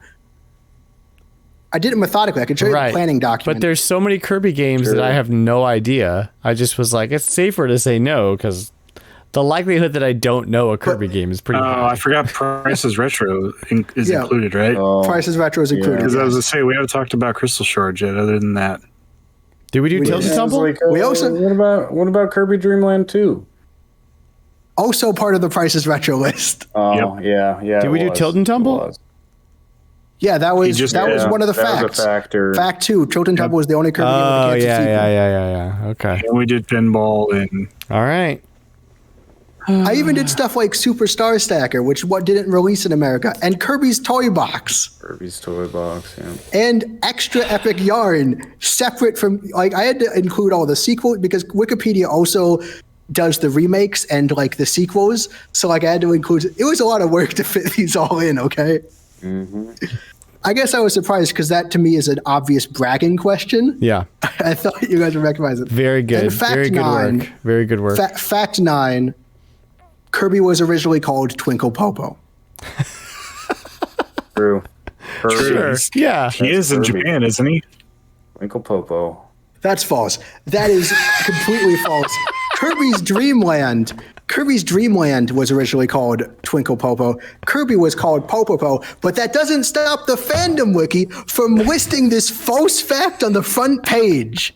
I have been having a mini aneurysm about this. The fandom wiki, and this is why one of the reasons I always go to Wik Kirby, the fandom wiki has this false fact on its front page. There's no source to it, and every other source says that it's not true. And the worst is I've seen this float around trivia on our Discord thing. So I just wanted to set the record straight. It was Kirby's name was never Twinkle Popo. Not Twinkle That's Popo. a mistranslation. The game was when his name was Popopo. Yes, right. Name was Popo. Because that's why you still have and matches DDD and La La La. All right. Yeah, La and DDD, Yeah. and that's what the islands are called in Mass Attack also. Flightsy, let me ask you a question. Yeah. Your next 2 games, are they vital to your whole experience, or can we move on to Danverse? I did work quite hard on these. The next one is Retropedia, which I was very happy about because How many Retropedias do you have? One. I have one Retropedia. I have a trivia card, which is just the same amount as the trivia, and I have this. The thing I worked hardest on was this quiz, which is like a survey. That was. I put. All right. Okay. Let's do it. Let's do it all. Let's do it. You're here. Let's do it. Thank you. Sorry for being really long. No, you're fine. It's not your fault. I won't do this 100%. It's not your fault. I'm literally falling asleep right now, and it's my fault. So I'm gonna. Keep drinking my caffeine, and we're gonna stay awake. We're gonna do it. We're gonna kick your survey's butt. Let's do it. All right. And by the way, we're going to be using the Kirby article instead of Wikipedia. Because I've been plugging them so much. Of course. I might as well use the. All right. So. Blank. Hold on. Another fun fact. This is not the Ambassador's game. This is Dan's game. Oh, yeah. Oh, sorry. No. The survey, there are 3. I didn't do them all in order because I had this planned. So Factor Crap and whatever the other one is, games described horribly, and then surveys. And the Ambassador calls it Survey Says. I like to call them Ambassa Quizzes. Quiz. So that's my personal thing. All right. So Blank, also known as Blank, is a simple 8-block sliding puzzle that was released on an e-reader title on Game Boy Advance. Its card was bundled with the December 2003 issues of Nintendo Power and Tips and Tricks and given away at Toys R Us stores. This game was made but I can't think of the name. This game was made. Is this an official button? No, I'm thinking it out loud. Sorry. This game was made to promote Kirby Right Back At Ya, and the sliding bundle is even based on Kirby's main artwork from the series. After completing the puzzle, the game displays a simple congratulatory message, and then offers the player to either restart the puzzle or quit back into the e-reader menu. That's the end of the article. That's all you get. Kirby's Slip and Slide. No. It's not Slip and Slide. I was about to say that. I was actually thinking it as you said it. So we've talked about this game before, and I cannot remember the name of it. Come on, guys. Kirby's... This also came out the year I was born. Block and Shock. Dan, I'm disappointed in you. Kirby's Square Star Super Ultra... it's got slide in the name. Nightmare in Blocky Square Star. No. Dreamland. Right, I can't think of it. Sim Dreamland. Dream Block Slider. Are you all done? Yes. I'm John, out. you were really close. It's just Kirby Slide. Okay. See, there we go. And the reason I was, and the few things about Kirby Slide, the reason I'm disappointed, Dan, is this is what originally got me into the RetroLogic community. Is I went on your Pikmin stream and rambled about Kirby Slide, and that's how I got into the community. Wow, which is kind of why I thought it was so important. Kirby Slide. Wow. And also, if Kirby you notice, Slide this wasn't just sounds like his dance move that he does. Do the Kirby Slide. It is called a slide. It kind of made. The reason why I used the Kirby article is because there is no Wikipedia article, because as I said earlier, I already used all the games on Wikipedia. This isn't on there. That's how unnotable it is. Sounds to me like you need to make it. You could do it. It's not even on. Yeah. Wikipedia is public. You can do it. I'll consider it. I'll consider it. Okay. There's also nothing stopping Dan from going on there and making all the things that he said true. He could make it all true. Wikipedia is true. Basically the same, really. It doesn't say true for long. Yeah. Someone always edits it. Someone tries to make it honest. What garbage people that's the wiki magic, is there is something of a bias towards the truth, right? Because who else is going to be invested in spreading your lie? Yeah. I really like it biased towards the truth. It's not true, but it's biased towards being true. Mm-hmm. This is my Ambassa quiz. I'm calling it Kirby's Ambassa quiz. I got kind of lazy with the names. How do we play this one now? I give you a question, This is to see what Kirby character you are. And I give you a question, and then it's like those magazine surveys where you pick an answer. I remember now. So, question 1. You've just gotten ice cream with a friend. How do you eat yours? A, eat it as quickly as possible and deal with the brain freeze later. B, eat it cone first. It should be more interesting this way.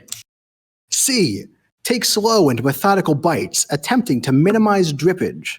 Or D, lick it like a normal person. I eat ice cream like A all the time.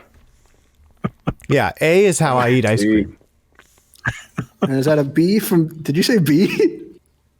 I said C. Oh, thank goodness, because B is terrible. That's sociopath territory. I'm not. Yeah. I don't think B is a real way to ice cream. I'd kick you off the podcast for that. Yeah. Don't kick me off the podcast for this next one. Question 2. You've been put in charge of sneaking drugs into Halloween candy like everyone's afraid of. What do you do? A, alert the authorities. You don't want to endanger kids. B, put in hallucinogens. Those kids are going to have fun. C, put in cyanide, an efficient way to get rid of a generation. D, lick the candy yourself. If I'm being honest, A. I mean, if I'm being really honest, it's D for me. B. I'm just gonna eat it. I'm gonna eat that candy. D. Yeah. Oh, that was D for you, Dad. Lick the candy. D, lick the candy yourself. No, what did you guys say? Oh my gosh. Everyone said A, alert the authorities. Except for you. You were just gonna eat it. Okay, but I'm gonna eat the candy. What are they gonna do? Call the police? No. They were. That's the option. Exactly. I'm so glad we did this. Question 3. You're going to poker night with some friends. What's your preferred poker strategy? A, you don't really have a strategy. You're more focused on socializing with your friends. B, you bluff like crazy. Gotta up the ante and make the game interesting. C, you do things coldly and logically, trying to read your opponent's expressions. D, poker is just an excuse to lick cards, really. Man, who is D? This is really bad. Just likes to lick things. Yeah. I think D is probably gooey or something. I'm gonna go B on this one. The B is the bluffing one, right? Yeah, I'm gonna go C. I actually think I would be B. C would be my. None of you are D? Boo. No. Question 4. You're asked to make up a haiku on the spot. How do you respond? Question A. Waking from your nap. Picnic under the spring breeze. Surrounded by friends. B. Grand cosmic power. Gifted by a clockwork star. Hear my piercing scream. C. Sealed away by greed. Miscommunication. Freeze. I'm over the moon. D. Lick the person who asked you this. I like haikus. I kind of want to say D, but I actually like haikus. Yeah. So, see, I made haikus for this. I couldn't let you guys skip my haikus. I'm going to go B again because B was the one that gave me chills. I think I'm going to go C as well. All right, so did anyone pick A? I can't remember. No. There's 2 C's and a B. Mm-hmm. Yeah, I also need to do that because I told my haiku professor about this podcast, so this needed to go on because they might listen to it. Is he going to listen to this? He's going to get a grade for this. What's his name? Yeah, I will say, I considered I probably shouldn't say that actually. Okay, all right. Hi, Professor. But yeah, but like. If I had known he was going to watch it when I wrote those, I probably would have put a little more time into them. Okay. They're better than what I could have come up with. Thank you. Just because of the interest of back in the day, Animal Crossing, when you could send letters, it didn't really matter what you wrote, but I would just make up like the most random haikus because you kind of had to like get enough text or else your animal friends would complain your letters don't make sense. And they had to be real words, like legitimate words. So I would do I would make them haikus, but they would make no sense. That's They'd great. just be, like random. That was just I'd just be like fit random words that pop into my head into. That's most haikus actually. Nice. Yeah. I will say the reason I'm worried about my professor is because like that's the style I did for these haikus. I just found something that fit the syllables. But like for the class, there are more rules about the actual content of a haiku than just what like. And I didn't really follow those for those. Okay. So like, strictly, they almost always have to have like a nature theme and stuff, right? But not necessarily, but it is a common thing. They're usually actually split up into like two parts, and a lot of them have like a twist or a punchline to them. Anyway, I'm not here to talk about haiku. Welcome to Haiku Logic. Haiku Logic. We'll open that Discord channel. I would listen to that. Yeah. Question 5. Sounds awesome. Question 5. You see a trolley heading towards 5 innocent people tied to the track. You can divert it onto another track, but there's another person tied to that track. What do? You lick them. I forgot to give you the options. A. We know what D is. D. A. Jump in front of the trolley yourself, stopping it before it hits anyone else. B. Flip the switch at random intervals to really mess with the people on the tracks. C. Use careful timing to induce multi-track drifting and kill all 6 people. Or D. Try licking the lever.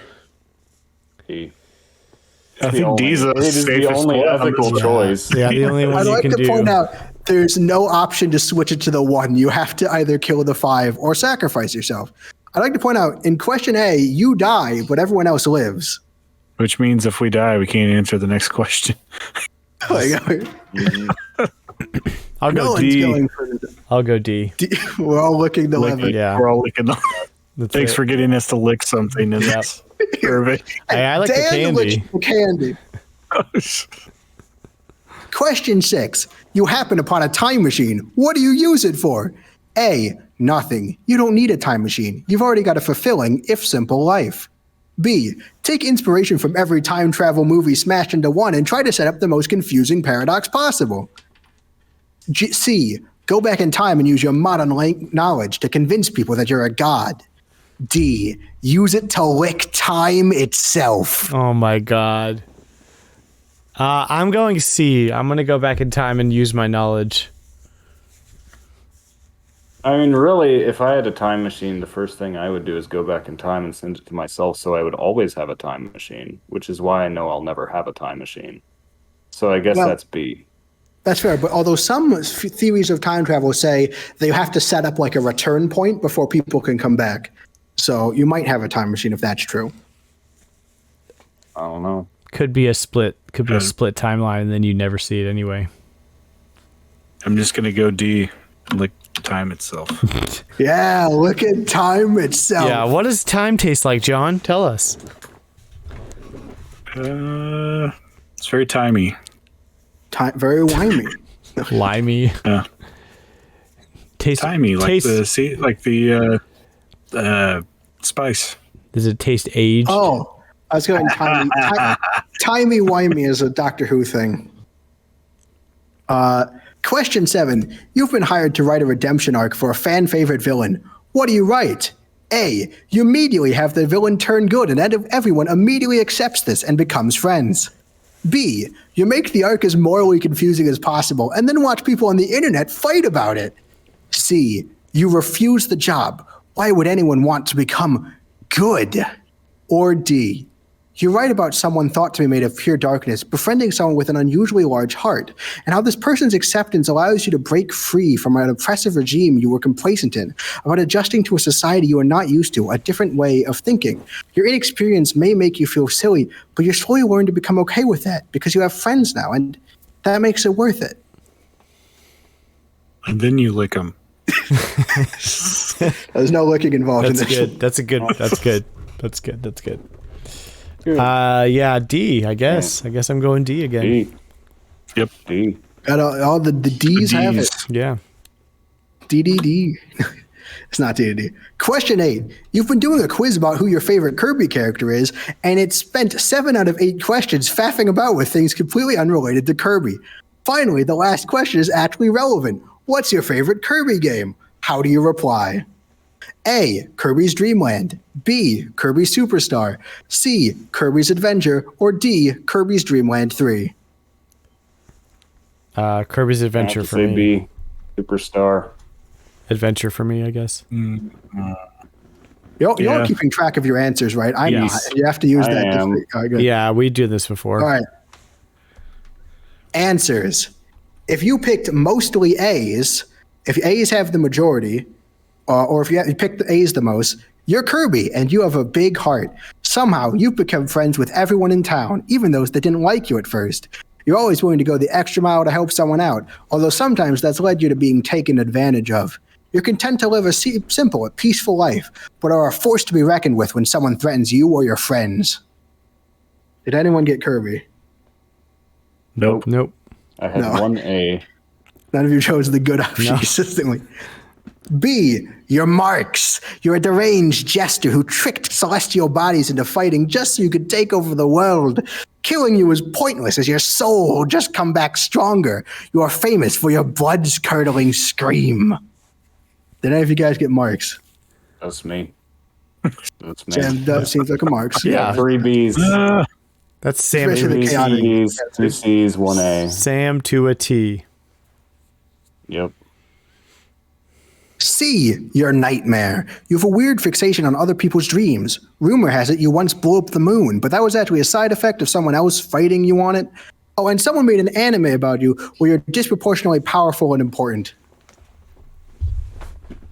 Did anyone get Nightmare? Nope.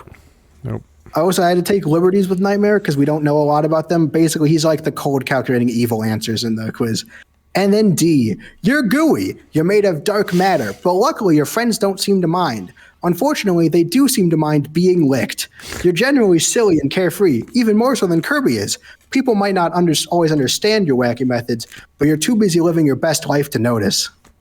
Any of you guys D's? Yeah. That was D's. Me and John. I would say that's the fact that Kirby is canonically dark matter, but still a very goofy character was the idea behind question 7, where he has that deep monologue where he reflects on his life.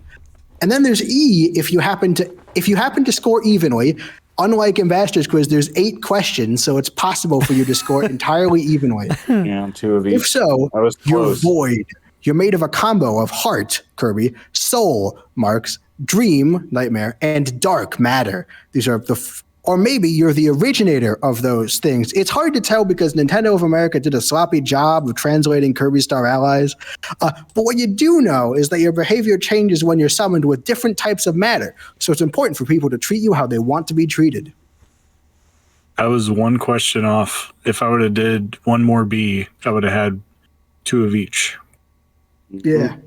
So those 4 types of matter are mentioned in the Japanese version, but not in the American version. And it's implied that Kirby is a reincarnation of Void, but with heart energy. So, some more order to us. Well, and finally, me replacing the trivia card because John's is always bad. Sorry, John. I love you dearly. Go for it. They're not very good at trivia cards. They're always bad.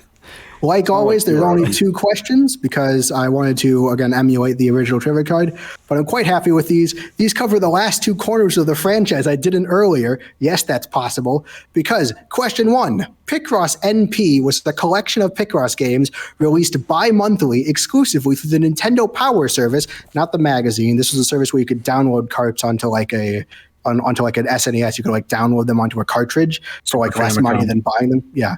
Super Famicom. So the Nintendo Power Service from April 1999 to June 2000. Each was based on a Nintendo game or IP. Which of the 8 volumes was themed around Kirby? So does this pick a number between 1 through 8? Yeah, basically. 2. 5. We have 2. We have 5. Do 6. It is 3. Kirby, it is 3. I couldn't think of another way to put this game into the thing, okay? But I'm quite happy with this one. This one involves the Kirby anime. So there's tons of fun things to go on here. And I'm really excited for this one. Question 2. You may have known that the Japanese theme and the American theme are very different from each other. But did you know that a third country has its own version of the Kirby anime theme? Oh my gosh. And if so, which one is it? Which country? Which country has its own third version of the Kirby anime theme, completely different from the first two? It's Norway, and it's metal. It's France. Because nobody else speaks French. I suggest for the tradition you put this theme on. I'll send it to you afterwards. Okay. It is Italy. Oh, sorry. You're good. It's Italy. Oh, Italy. It's Italy. Sorry. It's Italy, and it goes like this: do do do do do do Kirby, do do do do do do Kirby, do do do do do do Kirby, do do like it's always like that. Fun fact: Nice. All right. I once asked someone whether or not. No, never mind. That's a bad one. All right, just do the transition. First of all, Flightsy, thank you. I feel like I know more about Kirby now than I ever did at any one point in my entire life, and I have you to thank for that. Thank you. We are going to go into the Shattered Danverse Part 2 now, and when we come out of that, we got some Community Couch, so stick around, and we'll be right back.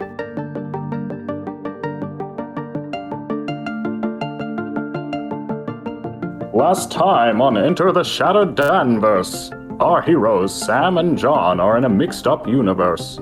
They befriend Squid Rock, who tells them about the existence of Light Dan. Unfortunately, Light Dan was a musclehead who only played FIFA and Madden. After returning Dan to his former glory, the minions of Danengorf, Arthur, Cloud Strife, Princess Metroid, and Nega Flightsy kill Light Dan and capture John, Sam, and Squid Rock. We now join our heroes in the Moondew Valley, being led by Flightsy, Princess Metroid, Cloud, and Arthur. It only makes sense that I turned to the dark side. I looked at all the numbers and figures, and it just felt like it was a profitable time. Anyways, many people think I only recite game prices and facts, but I also have a lot of hobbies and goals in life. I think I preferred the Flightsy that only quoted price charting. This one won't shut up. Yeah, our Flightsy would never murder Dan with a sniper rifle. Look, I took no joy in killing Dan.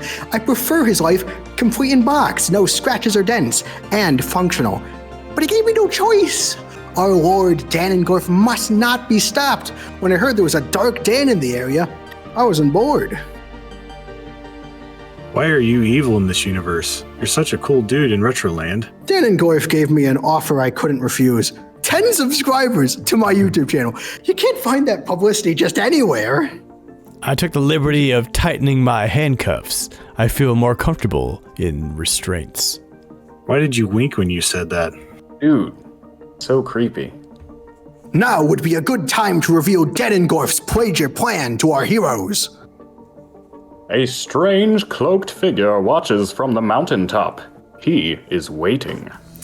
Let's see. Once upon a time, Nintendo made the best Mario and Zelda game on the Philips CDI.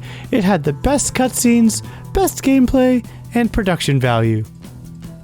Then, Retroland came into existence as a neighbor universe, and everyone loved Zelda and Mario and the Super NES and Nintendo 64. I don't even like that console.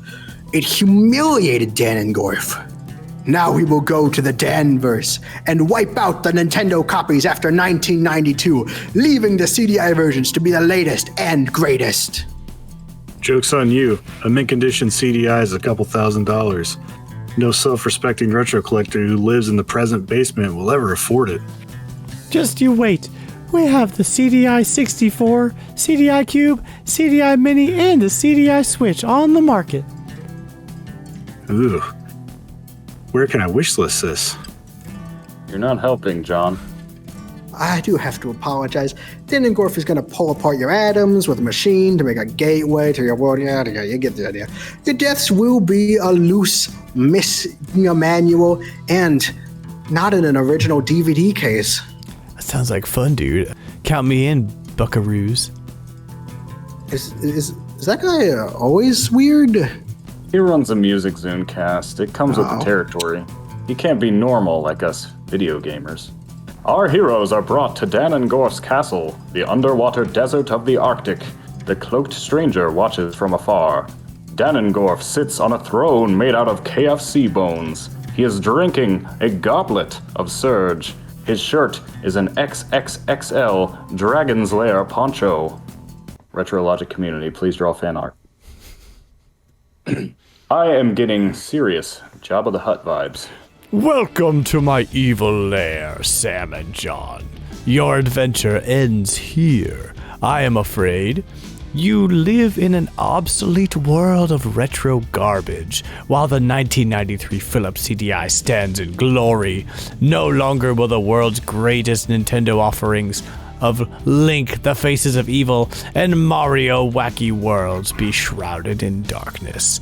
I have created a machine to visit your world. Arthur, how is the sacrifice machine? I think I can get its power above 299, sir. Once it reaches that number, you can cross over to Retroland. Danengorf moves over to a large killing machine and turns it on. He makes a trail of Dorito crumbs as he walks. The machine begins to count upwards. Before your death is solidified, everyone needs to say something positive about the CDI and something negative about Nintendo consoles. Who hurt you, dude? Nintendo was young and stupid in 1993. Selling its two greatest franchises to Philips was an awful mistake. You need to move on. You are telling me that 250 megabytes of sheer cinematic power behind Mario Hotel and Link, the Wand of Gamelon was a mistake? You are the deluded ones. What are you going to say next? That the Atari Jaguar did not have true 64-bit power? Let me tell you something. We will never sell out our brand loyalty to you, Danengorf. You may punish us, electrocute us, burn us alive, rip out our reproductive organs and grill them, sell us into slavery, make us play Earthworm Jim 2, but we will never trash Nintendo. Sounds like my last 5 dates. So, you guys will never bow down to the glory of the Philips hardware? No, and neither will RetroLogic. You can single-handedly go to the houses of Red Mage, Spider-Shan, Presto, Maddie Beth, Andros, Electro-Mastro, All-In Eric, Eric Plunk, Lady Z, Galactic Koopa, Neon Prime, Desolate Saturation, Bintendo, Nicktendo, and Solo Something, and destroy their lives, ruin their families, corrupt their house pets, but they will not bow to you. In fact, I am going to give you their house addresses just to prove how confident I am. I, on the other hand, will say anything you want to avoid death. I love the CDI, my favorite game is Burn Cycle. It is way better than Mario Odyssey. Nintendo causes diseases. As much as I would love to hear your rodent squabble, our machine has just reached above $299. In fact, it is $300. The cloaked stranger appears in the corner. He removes his cloak to reveal... Light Dan! You were supposed to say it with me, John. Oh, sorry. 3, 2, 1. Light Dan. Okay. Not just any Light Dan, but a translucent one. His skin is ghostly, as if he is a poltergeist. He is also a guest at this castle, so that would make him a poltergeist. Suddenly, Flightsy breathes hot fire, blocking Arthur, Princess Metroid, and Cloud Strife from interfering. Swerve job! I shot Dan with a non-lethal mushroom bullet. I needed to break his mortal shell so we could turn into Ultima Dan. I was not working for Danengorf, but merely biding my time for the final form of Light Dan. Oh, that's right, everyone. We had this planned weeks ago. If Danengorf thought I was dead, he would lead Sam and John to the castle. This is the greatest heist since Ocean's 8. I called it. I knew the whole time. Foreshadowing right there. I thought the author of this script felt bad for making Flightsy look evil. No, anyone who's followed the series would know that every third word Flightsy says since the beginning has spelled out this turn. It's plain as mud. It is something I would do. Light Dan is back. He has a zapper holstered to his belt, a master sword strapped to his back, a power glove over his fist, Virtual Boy glasses, and several Pokeballs hanging from his vest like grenades. His shirt is a picture of a shy guy on an Excite bike doing a wheelie over Pikmin while shouting pizza time. RetroLogic community, please send in fan art. Light Dan flips around in ninja style and lands in front of Danengorf. Everyone in the room collectively craps their pants. He points his sword at the dark version of himself. I accept your offer, Danengorf. I will join your cause and help you bring glory to the CDI. What? We suck again. Okay, so now I'm wishing I just shot you, like, for real. Sounds of disappointment and surprise.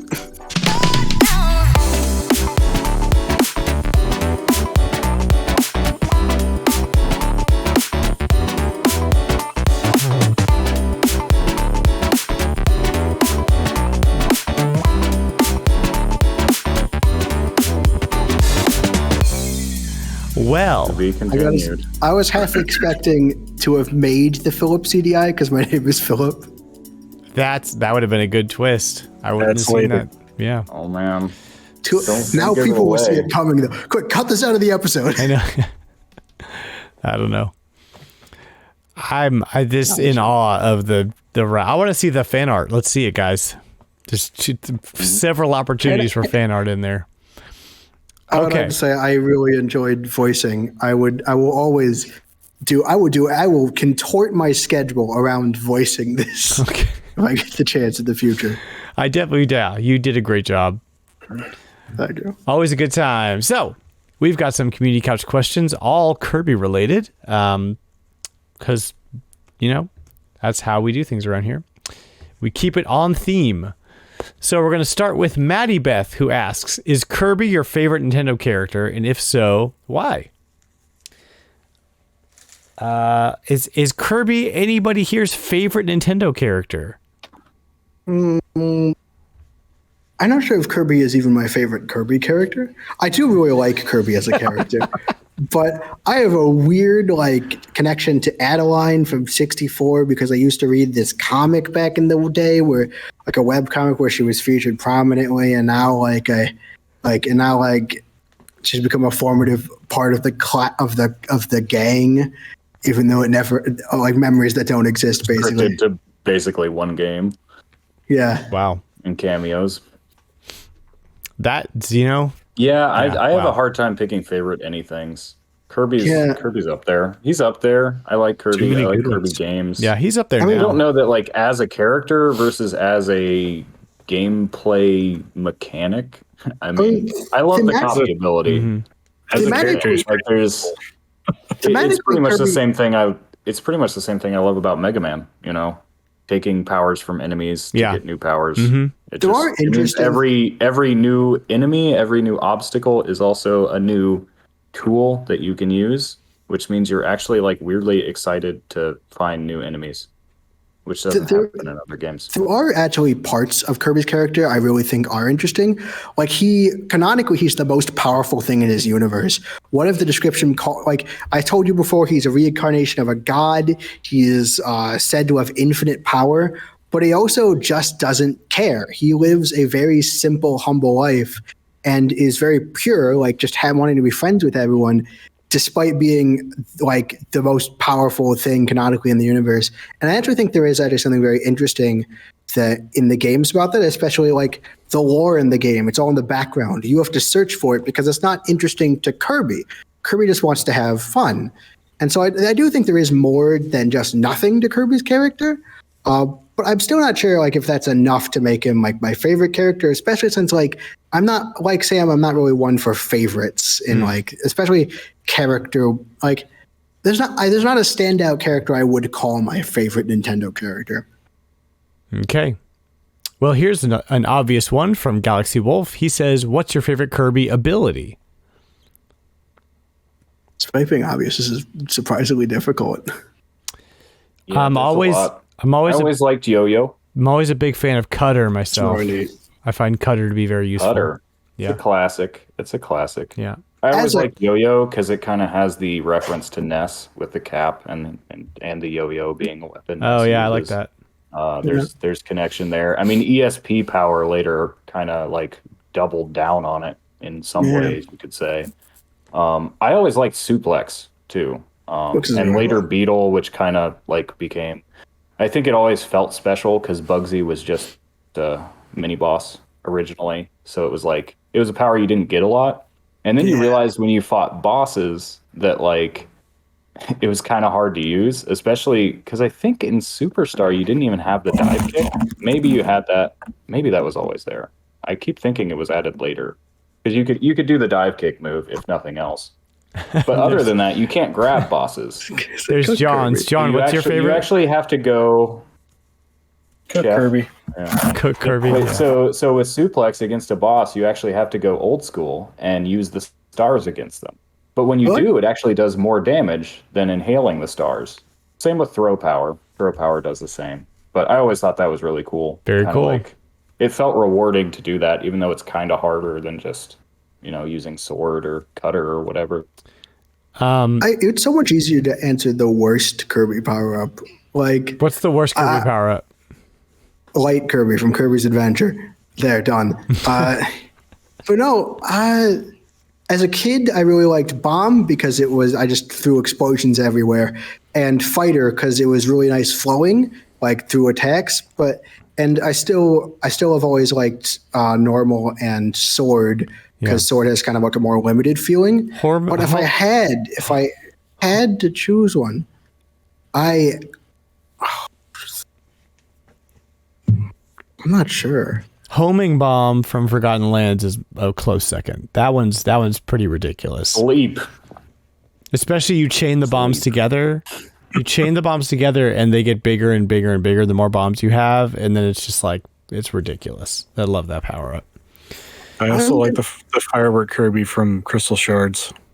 Oh yeah, refrigerator Kirby. Yep. Healing and potential. I think I'm gonna. Am I allowed to say normal? Normal, sure. Normal Kirby. It's not a power. Because I actually normal Kirby. It's not a Kirby, but like again, I playing Kirby's Dream Land Extra game. I kind of fell in love with it because like there's this really nice back and forth. And actually, there's this one boss I was struggling in Return to Dreamland. It's like the Grand Doomer that I only beat after like switching to normal Kirby. And so like it's got that. So I'm gonna say normal. Nintendo Man asks, what ability does Kirby gain if he swallows you? Sleep. ADHD and exhaustion. Yeah. Poor eyesight.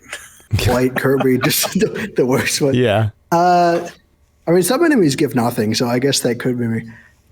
You know what?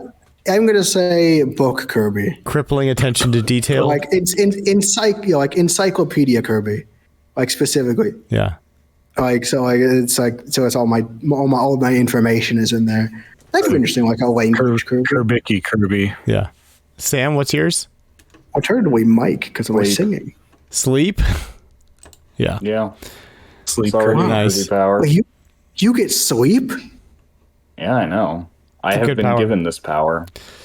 That's really impressive. Actually. And the responsibility that comes with it. Eric Plunk says, what type of game genre would you like to see Kirby in that he's never been in before? RPG. RPG is kind of the one. It's a good one. Kirby Conquest. Shmup. Although there was a little bit of that in Forgotten Lands, but I want like a top-down. There's been a shoot 'em up in every Kirby. There's like been a long-standing tradition since the very first game of just having a random shoot 'em up section. Oh, really? In like every Kirby game. All right. Yeah, like not every Kirby game, but like literally the first one. And most of them, a lot of them in the classic area are final bosses. But like there's like, so I'm going to say Kirby's been in a shmup by the sheer amount of shmup sections. It's usually what the Star Rod does. Yeah. Nightmares, Fight. Although Star Rod's only ever in Adventure. But a lot of the times, have you finished Planet Robot? Am I allowed to spoil the ending of that for you, Dan? No, don't spoil it yet. For it. No. Basically. No. Don't spoil Dan. You can spoil me. Yeah. Me too. Don't spoil it. Yeah. Basically, I'm going to say this is a bit unconventional. I kind of want to see something like a card or like, there is a Kirby card game, but like an in-game kind of like, card game kind of thing, like a virtual card game. Survival horror. Just because that's the only that's the only series I trust enough to not make it an absolute nightmare, like most of the like digital card games. Survival horror, I think that'd be I want a Pop Star Dig, like digging game where you inhale dirt. Oh, like a Mr. Driller kind of thing? Yeah. All right. Presto the Magnificent asks, what's your pitch for a Kirby game that focuses on the fact that Kirby is a ball? Oh, so kind of like last one. So, But it has to be ball. We already have like tons of these. We have a lot of these. So, I think that's the joke. I think balls, you kind of go to sports. And I think one that could be very interesting. We've had games where Kirby rolls. We've had a few where he bounces, but really put the bouncing front and center. And make a game that's like basketball, but you are the ball. And you have Kirby's the ball. You have to like bounce higher and higher to reach the goal. And physics-based Kirby do game. some like weird physics Rocket League stuff, and then there's like powers that you can hit other people away. I don't know. I got it. I feel like that could be the right kind of chaos. This is a city building sim, except you are a planet and you are Kirby, and so you're building cities on your sphere. On Kirby. I like it. Your bacteria living on Kirby's skin, building cities. Yeah. I mean, we had Dream Buffet shrunk them down, so the next one's got to make blow it them bigger, up. Right? Yep. I'm thinking of like a Katamari game with Kirby. Oh, nice. He just rolls around and like things absorb into him. Well, he just eats everything, right? Yeah, just eats it all as he's it becomes part of him. Yeah, it's wonderful. Yeah. I don't know. As has already been said, there's a lot of games where they rely on the fact that Kirby is in fact a ball. I think it's something like momentum based, kind of like almost like Marble soccer. Madness. Kind of like but Marble Madness is all like Dream Buffet anyway. Cool. I was thinking like a soccer game, like where you control people kicking Kirby, but instead of you're playing soccer, you're like the soccer courses are like winding pathways, or like you're being kicked through the city, like puzzles. or like something. Yeah, that's great. Presto the Magnificent asks, what's your... Oh, to that. Mike Wrights asks, a.k.a. the Ambassador, asks, what would a T-rated Kirby game look like? If Kirby was a Street Fighter character, what would his special attack be? T-rated Kirby game would be my survival horror game, probably. Yeah. Or it would get really Street deep Fighter. into like the actual lore of the Kirby universe or something like real creepy. Yeah, I mean, honestly, you could probably get a T rating out of a Kirby game by just putting more of the lore in it. Creepy eldritch horror lore monster stuff at the beginning of the game, so that the ESRB rep actually sees that part. There was some of that. There was some of that at the end of Forgotten Lands. Yeah. There's something at the end of Kirby game. I feel like the ESRB doesn't look at that part of the game. They don't make it that far. They don't play They don't make it to the secret boss of Dreamland 3 who's crying blood at you. The secret boss of Dreamland 3 has the eyeball rip itself out and like blood is spurting off of it. How is that game not rated T? I was like shocked when I saw the cutscene. There were no ratings back then. You could totally do an M-rated Kirby game if you like combined it with Bayonetta. Like he was one of the just throw him in there. My God. It's one of like the godly figures that are in there. Building off of what Dan said about a survival horror thing, I think it'd be cool. So a lot of Kirby stuff is tied up in the ancients. And I think like actually having a game set in the ancient past before Kirby exists. A lot of this creepier and weirder stuff, like the ancients are said to build all the great machines, and there is like a galactic crisis because they're a fallen civilization.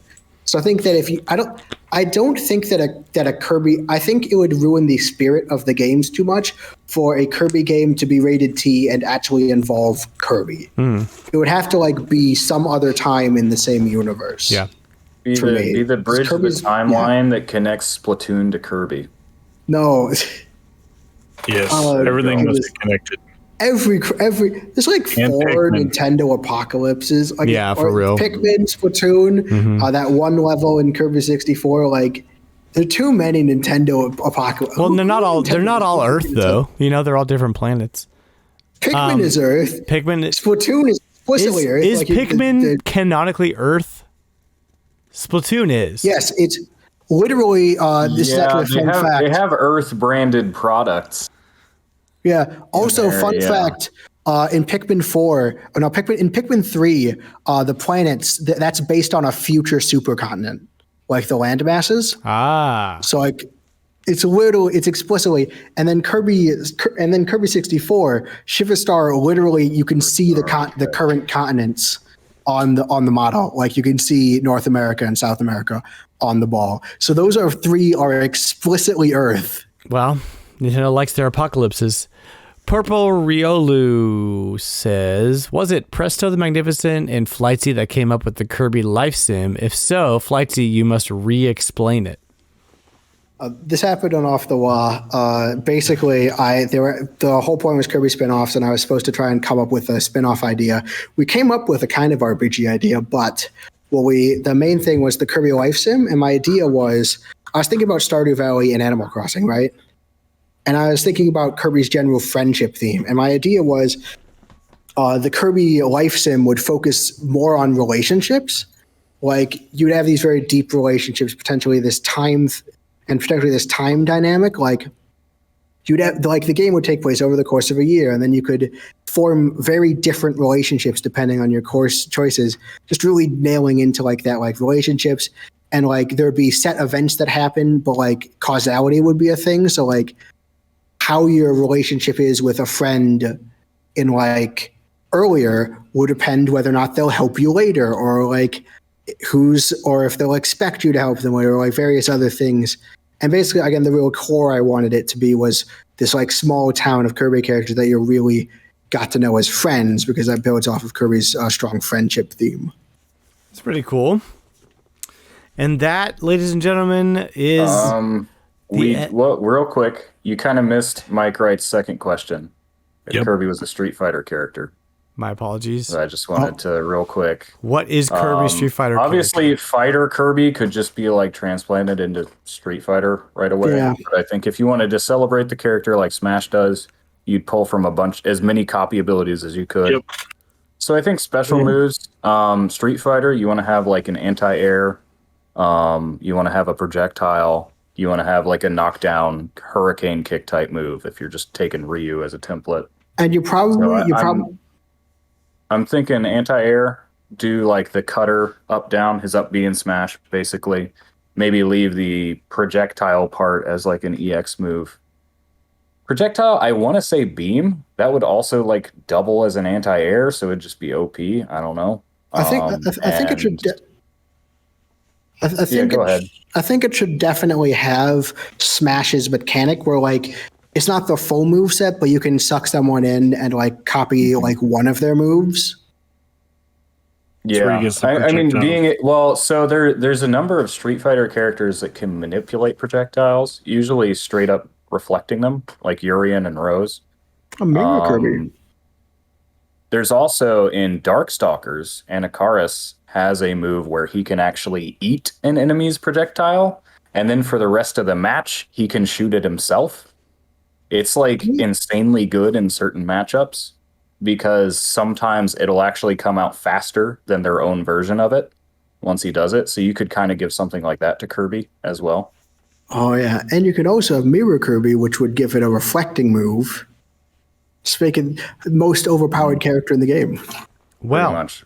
To make up for his Smash. That would be a counter. Kirby's OP. Kirby would be the boss of Street Fighter. To make up for him generally not being rated high in Smash.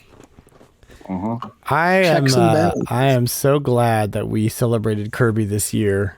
He deserves it. He's a beloved character, and he deserves the attention, and he deserves to win at the Game Awards this year. So he is actually nominated for Family Game. So there's still time for another Kirby game. Yeah, glad. Yeah. He also deserves to win at Nintendo Pals. What's it called? No, I was going to say 30. I was going to say Game of the Year 30. Yeah, he deserves to win at least Best Handheld. Come on, guys. Yeah, all three of you better. Super Mario. Listen, there are some strong ones in the running, but I mean, Kirby's Dream Land. I think that's the Super Mario Land 2 is better than the first Kirby game. Okay, but have you played through all of it and extra game? But there's other opportunities for Kirby. There's Underdog. He could do Underdog. So he's a mainline Nintendo really an franchise. Underdog, though. The first Kirby game. Besides, I'm here campaigning for. He could win. He could easily win influential. Yeah, because this is the first game in the franchise. Fine, I'm still pushing for Best Game Boy, and I would like you all to play it. At least play extra game. You could, if nothing else, look up the code, play extra game. You could also campaign to get the community to vote for it for the Community Game of the Year too. So vote for it on the Community Game of the Year. We'll have that survey up later this month as we get things prepped for GOTY 30.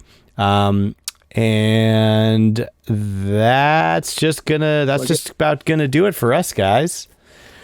Only almost a 3-hour podcast. Wait, really? Yep. Oh God, it's happened again. I'm going to bed. 10 minutes. A whole Kirby full podcast. Thanks for listening. Thanks for listening to the RetroLogic podcast. We are Flightsy. Are you doing anything you want people to know about? Why don't you plug yourself really quick? Yeah. Flight Chip, new video every Tuesdays at 5 CST. All of these are going to be CST. New video on Tuesdays, every Tuesday on 5. Live stream every Friday at 9. This is on YouTube at YouTube? 7. Yeah, YouTube. Yeah, Friday at 7. It might become 9 soon, but it's 7 currently. I'm hoping to get my review of Kirby's Dream Land out by the end of the year. I'm hoping, I might not make it, but I'm really hoping to get the Kirby's Dream Land review out by the end of the year, and I'll make that a bigger deal on the Discord if that happens. And on December 14th, I am doing something called Dial-A-Carol. And basically, if you call the specific, it's something my university does, and if you call the number 217-332-1882, and then someone will sing you a Christmas carol. And if you ask specifically for Philip Paulson, I will sing you a Christmas carol on the 14th. I'm doing it most of the day on the 14th, 10 a.m. to midnight with a few lunch and dinner breaks. So I'd really, really appreciate hearing a call from any of you guys. Again, that is 217-332-1882. And you have to ask specifically for me. They'll ask you for a song. You have to ask for me. They'll reroute it, but generally they want to launch right into singing. So you have to ask for me specifically because that confused people last year. Awesome. All right. Well, thanks for listening to the RetroLogic podcast. We are proudly part of the Nintendo Dads family of podcasts. If you like what you hear, check me out on Twitter at RetroLogic Games. You're also welcome to jump into our friendly and 100% non-toxic Discord community. The link to that is in my Twitter bio.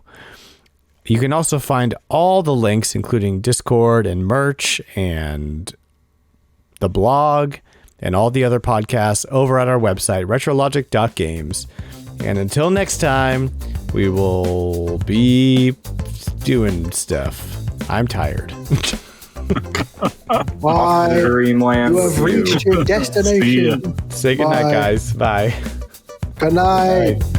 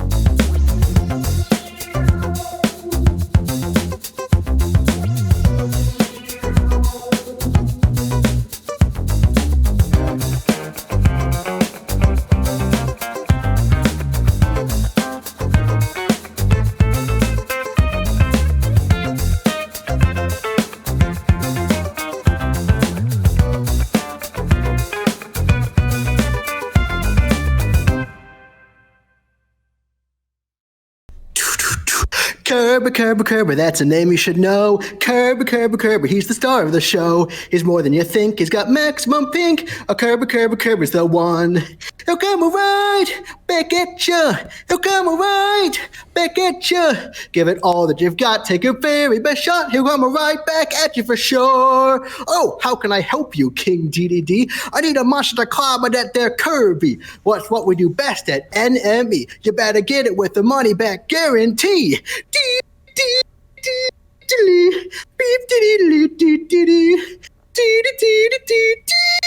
Kirby, saving the day. Kirby, he's here to stay. Don't be fooled by his size, you won't believe your eyes. Kirby's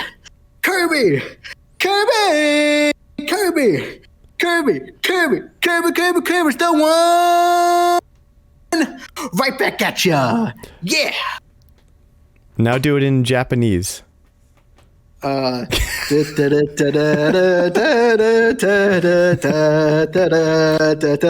know the lyrics. Oh wait, is that? Are you like humming the? Are you actually doing the Japanese? Yeah. Okay. It's called Kirby March. It's a completely different theme. I was joking, but now I feel like the idiot thinking that you wouldn't know the Japanese. I have like the first. I have the first one, right? I have like the first bit of it. Like the tune has earwormed its way in. Sure. And actually, a fun fact. So here in America, the 4Kids dub, they like replaced the music like with 3 songs that they just pulled out of the games. Mm-hmm. But the Kirby anime has its own music, and that's actually like a leitmotif. So like you'll hear like the leitmotif of the theme song in other parts and other music tracks that were never ported over. Well, it's interesting that the whole like, you know, in America, Kirby has to have angry eyes thing even carries over to the anime music soundtrack. Like, we need a more in-your-face theme song. I mean, than to this be fair, little happy march. Yeah, I think both are great, but I do really like the American theme song. It's really nice. Although interestingly, there's also versions of like you can listen to it dubbed in like German and like Armenian and like. Okay. In like Indian. So they use the American theme song in those countries. Yeah, so like there's like a German version, like there's a bunch of them. I can't remember like including like some Middle East countries. Well, that's amazing. So like, and I'm gonna go on YouTube later later and listen to all of those because that sounds like incredible. I could send you a link actually. That would be even better.